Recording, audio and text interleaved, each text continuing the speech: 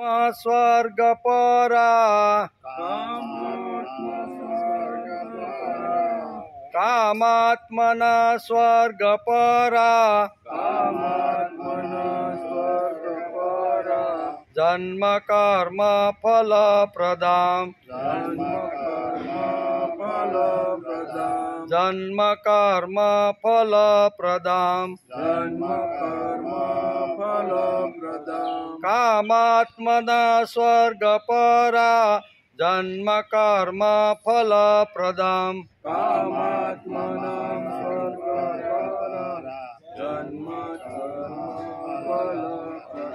क्रिया विशेष बहुलाम क्रिया विशेष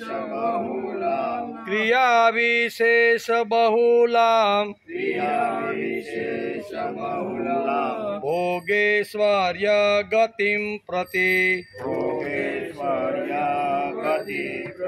भोगेश्वर्य गतिं प्रति क्रिया विशेष बहुलाम भोगेश्वर्य गति प्रति क्रिया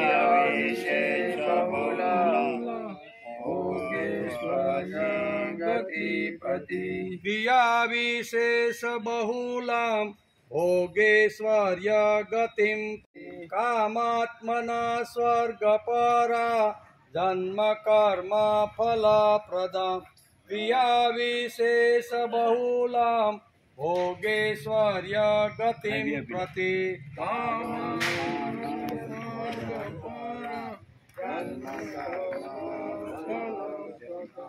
क्रिया विशेष बहुलाम भोगेश्वर्य गति प्रति भोगेश्वर्य प्रसक्तानां भोगेश्वर्य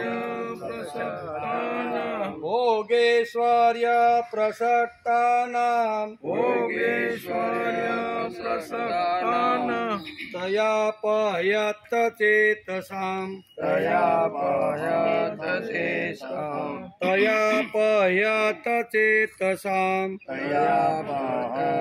चेतसां भोगेश्वर्य प्रसक्तानां तया पयत चेतसां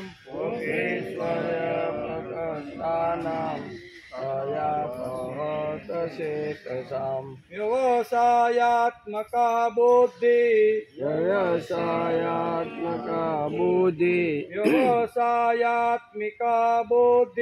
व्यवसायात्मिका बुद्धि समादो न विधीयते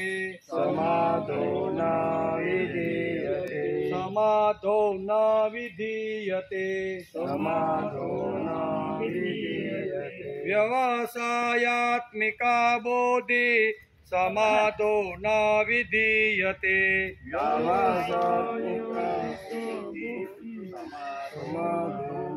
विधीयते भोगेश्वर्य प्रसक्तानां तया पयत चेतसां व्यवसायात्मिका बुद्धि समादो न विधीयते तया पयत चेतसां व्यवसायात्मिका बुद्धि समादो न विधीयते भोगेश्वर्य प्रसक्तानां तया पयत चेतसां व्यवसायात्मिका बुद्धि समादो न विधीयते भोगेश्वर्य प्रसक्तानां तया पयत चेतसां व्यवसायात्मिका बुद्धि समादो न विधीयते। હવે 43 અને 44 સાથે कामात्मना स्वर्गपरा जन्म कर्म फल प्रदाम क्रिया विशेष बहुलाम भोगेश्वर्य गतिं प्रति भोगेश्वर्य प्रसक्तानां तया पयत चेतसां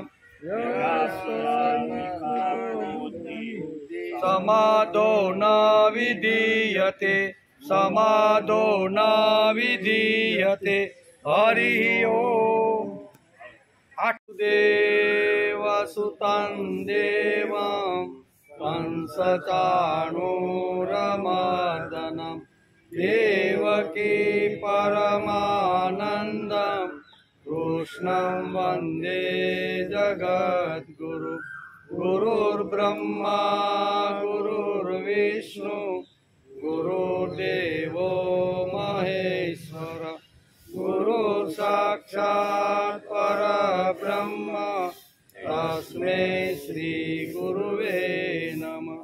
नारायणं नमस्कृत्यं नरं चैव नरोत्तमं देवीं सरस्वती व्यासं ततो जयमुदीरये ततो जयमुदीरये।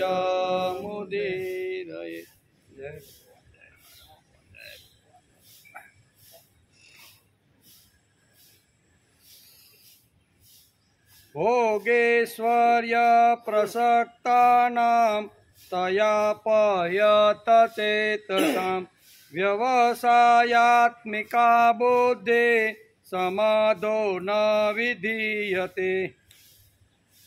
श्रीमद भगवद गीता चिंतन शुरू थयुं एनो आज 102मो दिवस।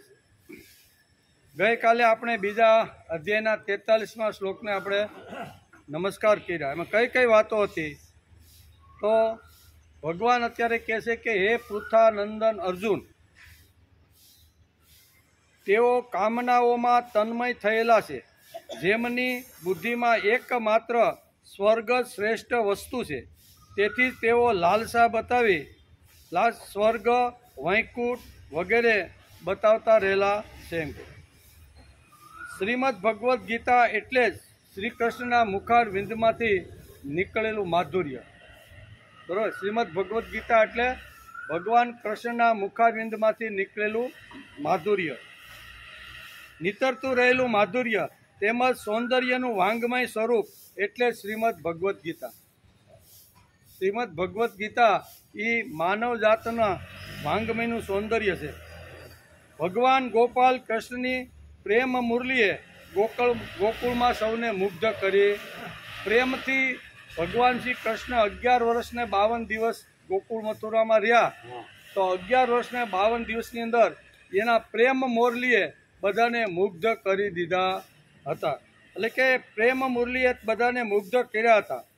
તેમજ યોગેશ્વર શ્રી કૃષ્ણની જ્ઞાન મુરલીએ ગીતાના કુરુક્ષેત્રના મેદાનમાં સાંખ્ય યોગ અને કર્મયોગ સમજાવી અર્જુનને ઉત્સાહિત કરવાનો પ્રયત્ન કર્યો છે। બરાબર, બે પ્રકારની મોરલી ભગવાને વગાડી, એક ગોકુળમાં પ્રેમની મોરલી અને કુરુક્ષેત્રના મેદાનમાં જ્ઞાનની મોરલી વગાડી।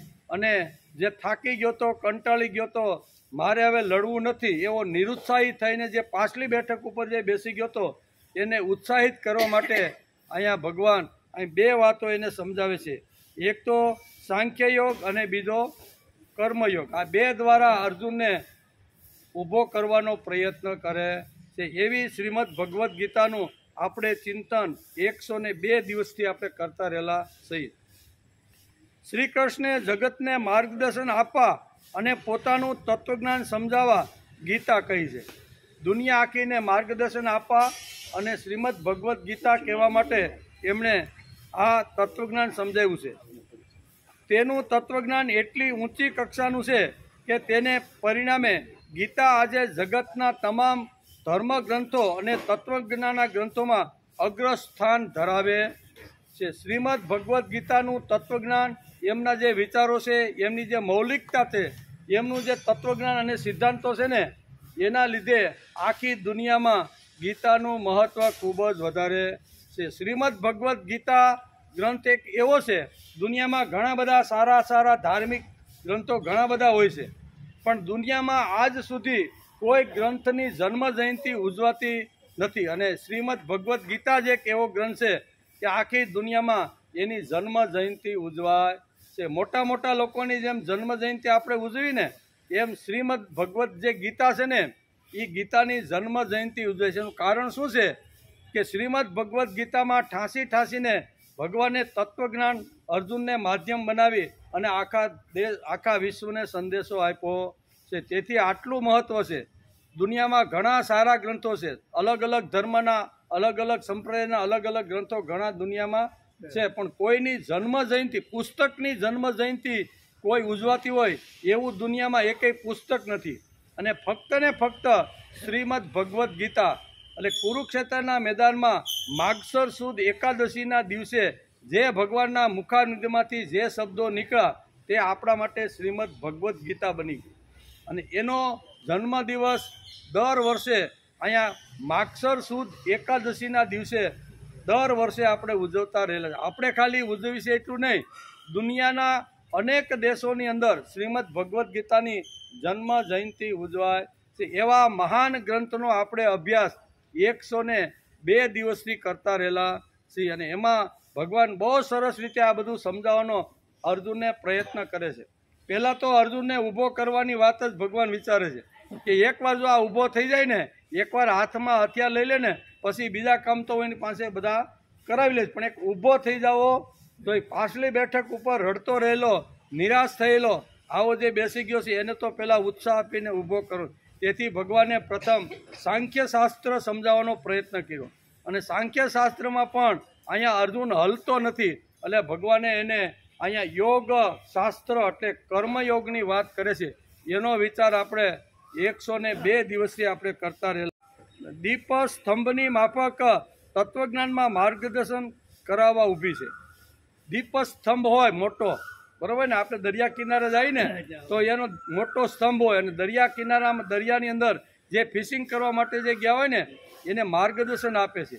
ઘણા કિલોમીટર સુધી એ દીવડાની લાઇટ જાય છે, ને એના આધારે પછી કાંઠા ઉપર રિટર્ન જ્યારે થવાનું હોય ને ત્યારે હોડીઓ બધું ફિશિંગ કરીને આવે છે. એવી જ રીતે શ્રીમદ ભગવદ્ ગીતા આખી દુનિયાને દીવા સ્તંભની જેમ માર્ગદર્શન આપતો રહેલો છે. કોઈ માને કે ન માને, પણ એટલું સરસ માર્ગદર્શન ભગવાને શ્રીમદ ભગવદ્ ગીતામાં આપેલું છે. માનવની કોઈ પણ જાતિની સમાલોચના ઇતિહાસમાં કરશું તો જણાશે કે સંઘર્ષો વિવાદોથી એટલે કે તે સંઘર્ષો વિવાદોથી જ ભરેલા છે. નિવૃત્તિ અને પ્રવૃત્તિ વચ્ચેનું અથડામણ તો આદિકાળથી ચાલ્યું આવે. પ્રવૃત્તિ અને નિવૃત્તિનું અથડામણ આજે છે એવું નથી, એમ આદિકાળથી ચાલ્યું આવે છે. શ્રીમદ ભગવદ્ ગીતા આપણને પ્રવૃત્તિ લક્ષણ વૈદિક ધર્મ અને નિવૃત્તિ લક્ષણ વૈદિક ધર્મ આ બેયનો સમન્વય સમજાવે છે. ઘણા લોકો નિવૃત્તિમાં માને છે અને ઘણા લોકો પ્રવૃત્તિમાં માને છે. આ પ્રવૃત્તિ અને નિવૃત્તિના ઝઘડાઓ તો આદિકાળથી, ખાલી અત્યારે છે એમ નહીં, આદિકાળથી ચાલતા આવેલા છે. પણ અહીંયા શ્રીમદ ભગવદ્ ગીતા બંનેનો સુંદર સમન્વય કરીને સમજાવવાનો પ્રયત્ન કરે છે. જીવનમાં જેટલી પ્રવૃત્તિની જરૂર છે એટલી જ જીવનની અંદર નિવૃત્તિની પણ જરૂર છે. આ બંને વાતોનો સમન્વય સમજાવતો ગ્રંથ કોઈ હોય તો એ છે શ્રીમદ ભગવદ્ ગીતા. એ શ્રીમદ ભગવદ્ ગીતાનો આપણે ઘણા સમયથી અભ્યાસ કરીએ છીએ. વેદો, ઉપનિષદો અને ગીતાએ પ્રવૃત્તિ અને નિવૃત્તિ વચ્ચે સમન્વય સમજાવ્યો છે. તેથી માનવ સમાજ વિકાસની ટોચ ઉપર ગયો છે. જે સમાજની અંદર પ્રવૃત્તિ અને નિવૃત્તિ આ બંનેનો સમન્વય કરી અને જે સમાજ જીવવાનો પ્રયત્ન કરતો હોય છે એ જ સમાજનો વિકાસ થાય છે. ખાલી પ્રવૃત્તિ નહીં, ખાલી નિવૃત્તિ, પણ બંને વાતો ખૂબ જ અગત્યની. વ્યક્તિ હોય, કુટુંબ હોય, સમાજ હોય કે વિશ્વના કોઈ પણ માણસ, આ બે વાતોની જરૂર છે. ને બે વાતોને સાથે રાખીને જો ચાલવાનો પ્રયત્ન કરે તો માનવ જાતનો 100% વિકાસ થાય, એમ શ્રીમદ ભગવદ્ ગીતા આપણે સમજાવે છે. બીજી વાત, પછી ભલે તે ક્ષેત્ર નૈતિક ક્ષેત્ર હોય, ભૌતિક ક્ષેત્ર હોય અથવા આધ્યાત્મિક ક્ષેત્ર હોય, કોઈ પણ ક્ષેત્ર હોય, માત્ર નિવૃત્તિવાદી કે માત્ર પ્રવૃત્તિવાદી વ્યક્તિનું સમાજમાં વિકાસ કરી શકતો નથી. માણસનો જો વ્યક્તિગત, કૌટુંબિક, બૌદ્ધિક અથવા આધ્યાત્મિક જો વિકાસ કરવાનો હોય તો ખાલી પ્રવૃત્તિ પકડીને પણ ન ચાલે, ખાલી નિવૃત્તિ પકડીને પણ ન ચાલે. પ્રવૃત્તિ અને નિવૃત્તિ બંને માણસના જીવનની અંદર ખૂબ જ જરૂરી છે. એ શ્રીમદ ભગવદ્ ગીતા આપણે સમજાવે છે. ખાલી ભોગની અંદર ડૂબેલો હોય એ પણ ગીતાને માન્ય નથી અને ખાલી ભગવાન ભગવાન કરતો રહીને બેયને નિવૃત્ત થઈને બેઠો હોય એ પણ ભગવાનને માન્ય નથી. બંને વાતો અહીંયા ભગવાન સમજાવવાનો પ્રયત્ન કરે છે. તેથી 42, 43 અને 44 આ 3 શ્લોકની અંદર બહુ સરસ રીતે બીજા અધ્યાયમાં ભગવાન સમજાવવા માગે છે કે માણસે અહીંયા પ્રવૃત્તિ લક્ષણ વૈદિક ધર્મ અને નિવૃત્તિ લક્ષણ વૈદિક ધર્મ આ બંનેનો સમન્વય 42, 43 અને 44 આ બીજા અધ્યાયના શ્લોકમાં ભગવાને સમજાવવાનો પ્રયત્ન કર્યો. ખાલી ભોગ નહીં, એમ ભોગની અંદર જે ડૂબેલો જે માણસ છે ને એને બહાર કાઢવાનો શ્રીમદ ભગવદ્ ગીતા અહીંયા આજે 44મો જે શ્લોક છે ને એ આ વસ્તુ સમજાવે છે કે ભોગની અંદર ડૂબેલો છે, કામનાની અંદર ડૂબેલો છે, વાસનાની અંદર ડૂબેલો છે, સતત પ્રવૃત્તિની અંદર જે ડૂબેલો છે ને એવા માણસને બહાર જો કાઢવાનું હોય તો શ્રીમદ ભગવદ્ ગીતાનો આ 44મો શ્લોક બીજા અધ્યાયનો એ દીવા દાંડી સ્વરૂપ છે. તેથી આપણે પણ જો થોડા ઘણા અંશે આમાં ક્યાંય હોય અને એમાંથી જો બહાર નીકળવાનું હોય તો આ શ્લોક આપને માર્ગદર્શન આપે છે. તેથી 44મા શ્લોકમાં ભગવાન અહીંયા અર્જુનને ઊભો કરવા માટે અથવા એને લડાઈની અંદર પ્રવૃત્ત કરવા માટે જે કહે છે એ સિદ્ધાંતો આ શ્લોકની અંદર સમજાવવાનો પ્રયત્ન કર્યો છે. તેથી આજે આપણે 44ના શ્લોકની અંદર બરોબર સમજવાનો પ્રયત્ન કરશું કે મારે પણ ફક્ત નિવૃત્તિ અને પ્રવૃત્તિ જોતી નથી, બંનેનો સમન્વય મારા જીવનમાં કેવી રીતનો આવે એ ભગવાન અહીંયા 44મા શ્લોકની અંદર સરસ રીતે સમજવાનો પ્રયત્ન કરે છે. ભગવાન કહે છે ભોગેશ્વર્ય પ્રસક્તાનામ તયા પયત ચેતસામ વ્યવસાયાત્મિકા બુદ્ધિ સમાધો ના વિધીયતે. બહુ સરસ રીતે ખૂબ જ અગત્યનો ખૂબ જ મહત્વનો ભગવાને આ શ્લોક અર્જુનને આપણા બધાને ધ્યાનમાં રાખીને કીધો છે કે ભોગેશ્વર્યા એટલે કે ભોગની અંદર જે માણસ ડૂબી ગયેલો છે એ ભોગમાંથી એને બહાર કાઢવા માટે કઈ કઈ વાતોની જરૂર છે ને એ ભગવાન અહીં બહુ સરસ રીતે સમજાવવાનો પ્રયત્ન કરે છે. એનો અર્થ થાય છે તૈયા એટલે તે લોભામણી વાણી. એવી તૈયા એટલે તે લોભામણી વાણી દ્વારા પ્રહ્યત એટલે જેમનું ચિત્ત, ચેતસામ એટલે હરાયેલું છે અર્થાત ભોગો તરફ જે ખેંચાઈ ગયો છે તે ફક્ત ભોગ અને ભોગ, બીજું એને કાંઈ હુજતું નથી. આવા લોકો જે ખેંચાઈ ગયેલા છે તે ભોગેશ્વર્ય પ્રસક્તાનામ, ભોગ અને ઐશ્વર્ય અત્યંત આમાં આસક્ત થયેલો માણસ. કેવો? ભોગ અને ઐશ્વર્યમાં સતત આસક્ત થયેલો જે માણસ છે તે સમાધો એટલે પરમાત્મામાં, વ્યવસાયાત્મિક એટલે નિશ્ચયાત્મિક, બુદ્ધિ એટલે બુદ્ધિ, ન એટલે નથી અને વિધિયત એટલે હોતી નથી. જે ભોગ અને ઐશ્વર્યની અંદર ફક્ત પડેલો છે એની બુદ્ધિ નિશ્ચયાત્મક હોતી નથી. કોઈ પણ પ્રકારનો એણે નિશ્ચય કર્યો નથી. આડેધડ જીવવાનો જે લોકો પ્રયત્ન કરે છે એનું વર્ણન ભગવાન અત્યારે આ શ્લોકની અંદર સમજાવે. જેમનું ચિત્ત હરાયેલું છે અર્થાત ભોગો એટલે કે ભોગો તરફ જ ખેંચાઈ ગયું છે અને ભોગ અને ઐશ્વર્યમાં અત્યંત જે આસક્ત છે એની વાત ભગવાન અત્યારે અહીં ખાલી ભોગની જ અંદર ડૂબેલો છે, બીજું કાંઈ એને સૂઝતું નથી. ફક્ત ભોગ મને ક્યાંથી મળે, ભોગ મળ્યા પછી કેવી રીતના સારી રીતે ભોગવા એની જ અંદર જે વ્યવસ્થા જે કરતો રહેલો છે એનું વર્ણન ભગવાને આ શ્લોકની અંદર કર્યું છે. એવા માણસોની પરમાત્મામાં નિશ્ચયાત્મક બુદ્ધિ હોતી નથી. નિવૃત્તિ લક્ષણ વૈદિક ધર્મ અને પ્રવૃત્તિ લક્ષણ વૈદિક ધર્મ બે ધર્મો ભગવાને સમજાવવાનો પ્રયત્ન કર્યો છે.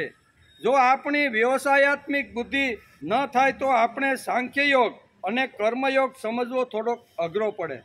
આપણી બુદ્ધિ વ્યવસાયાત્મક હોવી જોઈએ તો સાંખ્યયોગ અને એના પછી ભગવાન જે કર્મયોગની જે વાત કરે છે ને એ આપણે સારી રીતે સમજી શકીએ પડે. તેથી 42, 43 અને 44 શ્લોકમાં ભગવાન વ્યવસાયાત્મક બુદ્ધિની ફરી બીજી વાર આગળ પણ એણે વ્યવસાયાત્મક બુદ્ધિની વાત કરી હતી.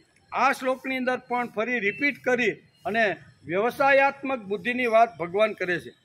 આપણે 3 શ્લોકમાં આ 2 વાતો જોઈએ. એક તો વ્યવસાયાત્મક બુદ્ધિ એટલે સાંખ્ય બુદ્ધિ અને યોગ બુદ્ધિ, અને બીજી ભગવાને કીધી અવ્યવસ્થાયાત્મિક બુદ્ધિ એટલે જે આડેધડ જીવે છે, જેને કાંઈ જીવનમાં કાંઈ સંકલ્પ કરેલો છે, નક્કી કર્યું નથી કે આમ જ જીવવાનું, આમ જ રહેવાનું, આ જ ખાવાનું, આ જ રીતે ચાલવાનું, આ જ રીતે બોલવાનું, એવો કોઈ પ્રકારનો એણે નિશ્ચય પોતાના જીવનમાં જેણે કર્યો નથી ને, એની 10 વાતો ભગવાન આ 42, 43 અને 44 આ 3 શ્લોકની અંદર આખા સમાજને કહેશે કે અવ્યવસાયાત્મક બુદ્ધિનો માણસ કેવો હોય, એનું વર્ણન અહીં કર્યું છે. એ આપણે ઘણા સમયથી જોતા રહ્યા છીએ. તેમાં 10 લક્ષણો અહીંયા ભગવાને કીધા છે. એમાં પહેલું લક્ષણ છે બહુ શાખા. અવ્યવસ્થિત લોકો જે જીવે છે ને, એની ઘણી બધી શાખાઓ હોય છે. આડેધડ જેને જીવવાનું હોય ને, એની ઘણી બધી શાખાઓ હોય છે. બીજી અનંતા હોય છે. કેવી? અનંતા. અનંતા એટલે એનો કોઈ અંત નથી ને, એટલી એની ભોગની પાછળ દોટ હોય છે. પછી પુષ્પિતા.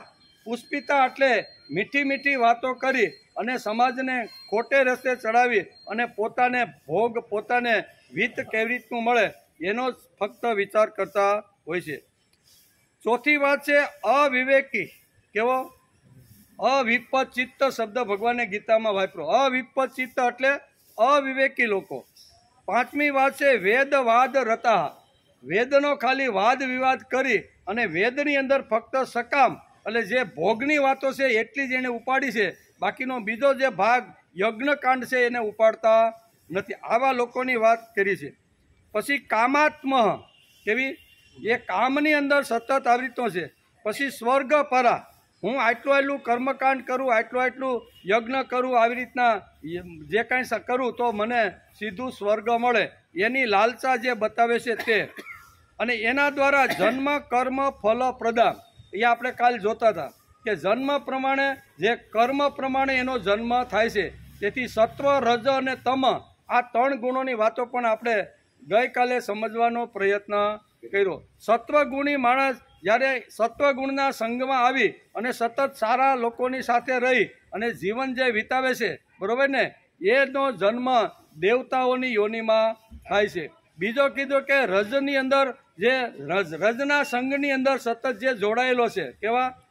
એનો જન્મ મનુષ્ય યોનિમાં થાય છે. અને ત્રીજો વર્ગ બનાવ્યો કે જે ફક્ત પોતાના ભોગને જ માટે અને ભોગોના સંઘમાં જે રહેશે ને, એનો જન્મ પશુ પક્ષીની યોનિમાં થાય છે. એટલે જન્મ કર્મ એ સમજવાનો પણ આપણે ગઈકાલે વિચાર કર્યો. પછી 9મી વાત છે ક્રિયા વિશેષ બહુલા. અનેક પ્રકારની ક્રિયા કર્મકાંડ કરી અને લોકોને વધારે આવી રીતના ઊંધા ચશ્મા પહેરાવી અને પોતાનો સ્વાર્થ સાધે એવા લોકો છે એનું. પછી ભોગેશ્વર્ય ગતિ. એ આ શ્લોકની અંદર પહેલો શબ્દ વાપર્યો છે ભોગેશ્વર્યા પ્રસક્તા નામ. આ 11મી વાત. આવા 42, 43 અને 44 આ શ્લોકની અંદર અવ્યવસાયાત્મક બુદ્ધિ માણસની કેવી હોય અને અવ્યવસાયાત્મક બુદ્ધિની અંદર કેવા કેવા લોકો કેવી રીતનું કરે છે એનું અહીંયા 11 લક્ષણો ભગવાને સમજાવવાના પ્રયત્ન કર્યા છે. આ શંકા દૂર એટલે કે આપણને પ્રશ્ન થાય છે કે ભોગ અને ઐશ્વર્ય તરફ ગતિ થતી હોય તો તેમાં ખોટું શું છે? ભોગ મળતા હોય ને ઐશ્વર્ય તરફ જતો હોય, પ્રભુ તરફ જતો હોય તો એમાં ખોટું શું છે? ઘણીવાર આપણે આ શ્લોક વાંચ્યા પછી ઘણીવાર આપણને પણ આ પ્રશ્ન થાય છે. થતી હોય તો તેમાં ખોટું શું છે?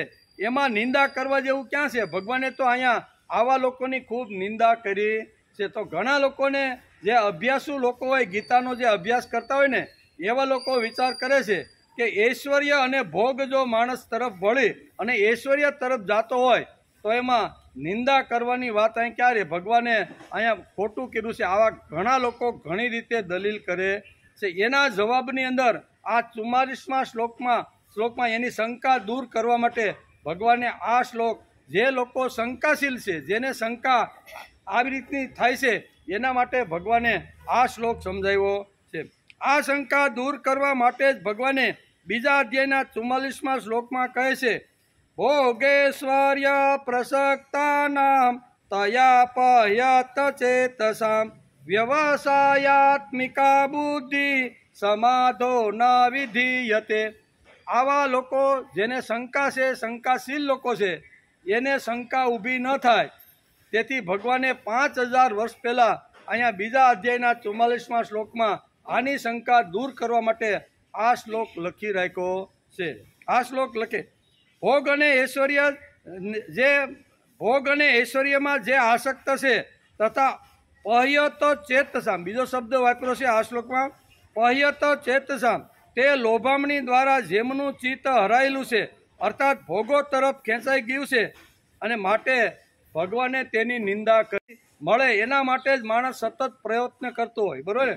હું પ્રયત્ન કરીશ, પુરુષાર્થ કરીશ, યશ અને કીર્તિ મેળવી અને સમાજમાં મોટું કામ કરીશ. બરોબર? આવા ઐશ્વર્ય માટે જ ફક્ત જેની બુદ્ધિ, જેનું મન, જેની ઇન્દ્રિયો, જેનો વૈભવ ચાલતો હોય ને એવા જ લોકોની ભગવાન નિંદા કરે છે. બધાની કરતા નથી, પણ જે ભોગને અને ઐશ્વર્યને એના સિવાય આ જગતમાં બીજું કાંઈ નથી આવું જે કહેશે એના માટે એની શંકા દૂર કરવા માટે ભગવાને આ કીધું.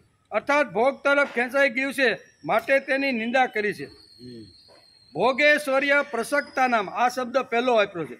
ભોગેશ્વર્ય પ્રસક્તાનામ, ભોગ અને ઐશ્વર્યમાં અત્યંત આસક્ત છે એવા માણસની પરમાત્મામાં નિશ્ચયાત્મક બુદ્ધિ હોતી. જે ફક્ત ભોગ અને ઐશ્વર્યની અંદર જે આસક્ત થઈ ગયો છે એની નિશ્ચયાત્મક બુદ્ધિ એટલે સાંખ્ય બુદ્ધિ અને યોગ બુદ્ધિ હોતી નથી. એટલે આવા લોકોની ભગવાને અહીંયા નિંદા કરી છે. બધા લોકોની નિંદા કરી નથી. ફક્ત મને આ બે જ વસ્તુ મળે અને એનાથી જ હું આગળ જાઉં, મને ભગવાનની જરૂર નથી, પુરુષાર્થ કરીશ, પ્રયત્ન કરીશ, વચ્ચે વળી ભગવાનને ક્યાં લાગવાનો, સાહસ કરીશ, બુદ્ધિ વાપરીશ, બધું જ કરીશ એમ. બરોબર? અને હું આવું કરું. આવા લોકો માટે ભગવાને આ શ્લોકની અંદર આ વાત સમજાવી છે. જેઓ કેવળ ભોગ ભોગવવા ઈચ્છે છે તેઓ આસુરી સંપત્તિવાળા છે. તેઓ શરીરમાં સુખને વધારે પ્રાધાન્યતા આપે છે. કેવા ભોગને જ મહત્વ આપે છે. ભોગ સિવાય એને બીજું કાંઈ દેખાતું નથી. ભોગ ભોગ અને ભોગ, મને સંપત્તિ મળે, મને આવી રીતનું ઐશ્વર્ય મળે, પણ એ ફક્ત ભોગને માટે છે. આ શ્લોક સમજવા માટે આપણે સંત તુલસીદાસનું ચરિત્ર જોઈ તો આપણે ભોગેશ્વર્યા પ્રસક્તાનામ, આમ ભગવાને જે આ 44 શ્લોકમાં પ્રથમ જ શબ્દ ભગવાને અહીંયા વાપર્યો છે. શું વાપર્યો છે? ભોગેશ્વર્યા પ્રસક્તાનામ. આ જો શબ્દને આપણે જો સમજવાનો હોય તો હળવી ભાષાની અંદર સંત તુલસીદાસનું જીવન આપણે જોઈ તો ખબર પડે કે ભગવાને અહીંયા શા માટે ભોગની અને ઐશ્વર્યની નિંદા કરી છે. તુલસીદાસનું જીવન, તુલસીદાસ પવિત્ર છે, રોજ નમસ્કાર કરવા જેવા છે, પણ એનું યુવાનીનું જે જીવન હતું ને એ આખું ભોગની અંદર જ ડૂબેલું હતું. તેથી એ સમજીએ તો આપણે આ શ્લોક બરોબર સમજાઈ જાય. આ શ્લોક સમજવા માટે આપણે સંત તુલસીદાસનું ચરિત્ર સમજવું પડે. મૃતિકે હનમે પાપમ, જનોય બદલતી વખતે માટીને મસ્તક ઉપર લઈને આ મંત્ર બોલવામાં, જે યજ્ઞોપવિત જે વખતે શ્રાવણ મહિનાની પૂર્ણિમાને દિવસે જે વખતે બદલવામાં આવે તો એ વખતે અહીંયા એક મંત્ર બોલવામાં આવે છે કે મૃતિકે હનમે પાપમ. આમ કરી અને યજ્ઞોપવિત બદલતી વખતે, જનોય બદલતી વખતે આ મંત્ર બોલવામાં આવે છે. જનોય બદલતી વખતે માટીને મસ્તક ઉપર લઈ આ મંત્ર બોલવામાં આવે છે. આ ભારત દેશ ભવ્ય દેશ છે. નારાયણનો ફક્ત નામ જપ કરીને બેસી ન રહેતા, નારાયણે ચિંધેલા માર્ગ ઉપર ચાલી જીવન સાર્થક કરવું જોઈએ. નારાયણનો ફક્ત નામ જપ કરવાનો નથી, પણ નારાયણે જે ચિંધેલું, જે કીધેલું છે ને એ કાર્ય કરવાનું અને એણે જે કીધું છે એ પ્રમાણે એ રસ્તા ઉપર ચાલવાનું. તો જ નારાયણનો નામ જપનો મહત્વ છે. નામ જપનો મહત્વ ક્યારે? તો કે નારાયણે ચિંધેલા કામ કરવાના અને એમણે જે માર્ગદર્શન આપ્યું છે એ પ્રમાણે જીવન જીવવાનો જો પ્રયત્ન કરી તો નારાયણ અથવા રામ અથવા કૃષ્ણનો જે આપણે જપ કરીએ છીએ ને કે શિવનો, એ જપ યોગ્ય છે. ખાલી જપ કરીએ અને પરમાત્માએ કીધેલી વાત આપણે જીવનમાં કે જીવનમાં ન લાવીએ અને સમાજમાં ન લઈ જઈએ તો નારાયણ અને શિવનો અને રામનો જપ કરવો યોગ્ય નથી. એમ ઠાસીને આપણું શાસ્ત્ર આપણે સમજાવે છે. નારાયણનો ફક્ત નામ જપ કરીને બેસી ન રહેતા, નારાયણે ચિંધેલા માર્ગ ઉપર ચાલી જીવન સાર્થક કરવું જોઈએ. આપો નારા ઇતિ પ્રોક્ત, આમ શાસ્ત્રમાં લખ્યું છે. આપો નારા ઇતિ પ્રોક્ત, આવું નારાયણ માટે લખ્યું છે. નારાયણનો અર્થ થાય નારા એટલે પાણી અને અયન એટલે ઘર. કેવું? નારાયણ એ સંસ્કૃત શબ્દ છે, એને જો આપણે છૂટો પાડીએ તો નારા એટલે પાણી અને અયન એટલે ઘર. એટલે પાણી ઉપર ઘર બાંધવા મળશે તો એ પાણી ઉપર પણ ઘર બાંધીને હું રહીશ, પણ નારાયણનું કામ કર્યા વગર હું રહેવાનો નથી. આ સિદ્ધાંત શાસ્ત્રો આપણે સમજાવે છે. આપો નારા ઇતિ પ્રોક્તા. નારાયણ એટલે નારા એટલે પાણી અને અયન એટલે ઘર. નારાયણનો ખરો નામ જપ કરનાર લોકો પાણીમાં ઘર બનાવી અને લોક કલ્યાણના કાર્ય માટે હંમેશા પ્રવૃત્ત જ રહેતા હોય છે. પાણીમાં મને ઘર બાંધવા મળશે ને તો પાણીમાં પણ હું ઘર બાંધી અને નારાયણનું કામ હું અંત સમય સુધી કરીશ. આવી રીતનું આ છે. યમુના નદીના કિનારા ઉપર રામપુર નામનું એક ગામ છે અને આત્મારામ દુબે નામના એક બ્રાહ્મણ ત્યાં રહે છે. આત્મારામ દુબેને ત્યાં આ સંત તુલસીદાસનો જન્મ થયો હતો. કારણ કે ભોગેશ્વર્યા પ્રસક્તા નામ, ભોગની અંદર ડૂબેલો માણસ કેવી રીતનો આસક્ત થઈ જાય છે બરોબર, એ ગીતામાં કીધું છે. પણ એ ગીતાને સમજવા માટે આપણે હળવું અહીંયા તુલસીદાસનું ચરિત્ર જો સમજીએ તો આ ભોગેશ્વર્યા પ્રસક્તાનામાં આ સિદ્ધાંત ગીતાનો આપણે સમજાય જાય. નહીતર ગીતાના જે સિદ્ધાંતો છે ને એ સંસ્કૃતમાં છે અને થોડા અઘરા અને ઊંડા પણ છે, પણ એને હળવા કરીને આપણે સમજવાનો પ્રયત્ન કરીએ છીએ. તેથી અહીંયા યમુના નદીના કિનારે રામપુર નામનું ગામ છે અને રામપુર નામના ગામની અંદર આ આત્મારામ દુબેને ત્યાં આ તુલસીદાસનો જન્મ થયો હતો. તુલસીદાસનો જન્મ થયો હતો. શાસ્ત્રીય પદ્ધતિથી તેમને ઉછેરવામાં આવ્યા હતા. 15 દિવસ સુધી અહીંયા બાળકનો જન્મ થાય ત્યાં સુધી કોઈ પણનો અવાજ બાળકના કાન પાસે જવો જોઈએ નહીં. એની મા અને બાળક બે પોતે જ આવી રીતના હોય. એવી રીતે શાસ્ત્રીય પદ્ધતિથી અહીંયા કોને ઉછેરવામાં આવ્યા? તુલસીદાસને. અહીંયા તુલસીદાસને આવી રીતના ઉછેરવામાં આવ્યા હતા. સ્મૃતિ શક્તિ ખીલે. બાળકની પાસે 3 મહિના સુધી કોઈ અપરિચિત વ્યક્તિને બાળક પાસે જવા દેવામાં આવતા નથી. પહેલાં એના મા પાસે આવી રીતનો રહ્યા અને પછી સંત અને મહાપુરુષના 3 મહિના પછી એને દર્શન કરાવવાના. તો સ્મૃતિ શક્તિ અને બુદ્ધિ શક્તિ બાળકની ખીલે એવું આપણું શાસ્ત્ર કહે છે. તેથી શાસ્ત્રીય પદ્ધતિથી તુલસીદાસને આત્મારામ દુબે બહુ સરસ રીતે ઉછેરવાનો પ્રયત્ન કર્યો હતો. સર્વસામાન્ય એવી સમજણ છે કે રામાયણ અને ભાગવત વાંચે તે પંડિત ગણાય, પણ જેમણે ન્યાયશાસ્ત્ર અને વ્યાકરણ શાસ્ત્રનો સંપૂર્ણ અભ્યાસ કર્યો છે તેને જ આપણું ભારતીય તત્વજ્ઞાન પંડિત કહે. બધાને પંડિત કહેતા નથી, પણ આપણે સામાન્ય રીતે રામાયણ છે, ભાગવત છે, આવી રીતની કોઈ કથા વાર્તા કરે એટલે આપણે સીધો એને પંડિતનો સિક્કો મારી દઈએ કે આ તો બહુ મોટો વિદ્વાન પંડિત છે. પણ પંડિત કોને કહેવાય? તો આપણું શાસ્ત્ર આપણે કહેશે કે જેણે ન્યાયશાસ્ત્ર અને આવું વ્યાકરણ શાસ્ત્ર, બે મોટા શાસ્ત્રો છે, એનો સંપૂર્ણ જેણે અભ્યાસ કર્યો હોય એને પંડિત કહેવામાં આવે છે. તેથી તુલસીદાસને આવી રીતનું વ્યાકરણ શાસ્ત્ર અને ન્યાયશાસ્ત્ર સમજાવવા માટે આત્મારામ દુબે એક સારા ગુરુ, એક સારા શિક્ષક અથવા સારા આવી રીતના હતા ત્યાં એને ભણવા માટે મોકલી દે છે. ભણવા માટે મોકલો. સારામાં સારું 12 વર્ષ સુધી અહીંયા તુલસીદાસ અહીં વ્યાકરણ શાસ્ત્ર અને ન્યાયશાસ્ત્રનો સંપૂર્ણ અભ્યાસ ગુરુ પાસેથી સંપૂર્ણ રીતે શીખી લે. ગુરુએ એટલે કે સર્વસામાન્ય એવી સમજ છે કે રામાયણ અને ભાગવત વાંચે તે પંડિત ગણાય, પણ જેમણે ન્યાયશાસ્ત્ર અને વ્યાકરણ શાસ્ત્રનો સંપૂર્ણ અભ્યાસ કર્યો છે તેને શાસ્ત્રો પંડિત કહે છે. ગુરુએ ગૃહસ્થાશ્રમ સ્વીકારવાની આજ્ઞા આપી. 12 વર્ષ પૂરા થયા. વ્યાકરણ શાસ્ત્ર અને ન્યાયશાસ્ત્રનો સંપૂર્ણ અભ્યાસ અહીંયા તુલસીદાસને ગુરુએ સમજાવી દીધો. ગુરુ કહેશે કે મારી પાસે જે કાંઈ શીખવાડવાનું હતું ને એ બધું મેં તને શીખવી આપ્યું છે. હવે તું યુવાન થઈ ગયો છો અને હવે તું ગૃહસ્થાશ્રમની અંદર આવી રીતનો તું સ્વીકાર કરી અને તારા સંસારની શરૂઆત કરી. અને આવી રીતનું ગુરુએ ગૃહસ્થાશ્રમ શીખવાડવાની આજ્ઞા આપી. અને જતાં તુલસીદાસને ગુરુએ કીધું કે તારા પ્રારબ્ધમાં આવી રીતના ગૃહસ્થમાં એક સામાન્ય સ્ત્રી છે. કેવી? તને કોઈ તારા જેવી બુદ્ધિ ગમ્ય અથવા તારી બુદ્ધિને ટચ કરે અથવા તારી બુદ્ધિની ઉપર જઈને તને પણ માર્ગદર્શન આપે ને એવી સ્ત્રી તને મળશે નહીં. તું લગ્ન કરીશ ને તો તને એક સામાન્ય સ્ત્રી મળશે. આવું તારા પ્રારબ્ધમાં લખ્યું છે. એમ ગુરુએ તુલસીદાસને આ વાત કરી. અને આ વાત કરી એટલે અહીંયા 12 વર્ષ સુધી ગુરુની પાસે અભ્યાસ કરેલા તુલસીદાસની અસ્મિતા જાગૃત થઈ ગઈ અને ગુરુને પણ સામે આવી રીતના વાદ વિવાદની એણે શરૂઆત કરી હતી કે તમે એમ કહો છો કે મારા પ્રારબ્ધમાં સામાન્ય સ્ત્રી છે. તુલસીદાસ આવી રીતનું પ્રારબ્ધ વસાત જીવન જીવવા માગતો નથી. એમ કે જગતમાં પ્રારબ્ધતા જીવવાનું હોય તો તુલસીદાસ જીવવા તૈયાર નથી. ગુરુએ એને કીધું કે તું ગૃહસ્થાશ્રમનો સ્વીકાર કર અને તારા લગ્ન થશે ને એટલે એક તને સામાન્ય બુદ્ધિવાળી, બહુ ટોપ બુદ્ધિવાળી નહીં પણ સામાન્ય બુદ્ધિવાળી સ્ત્રી તને મળશે.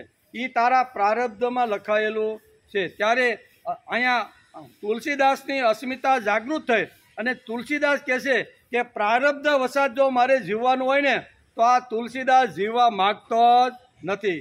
એમ આવા ગુરુને કહે છે.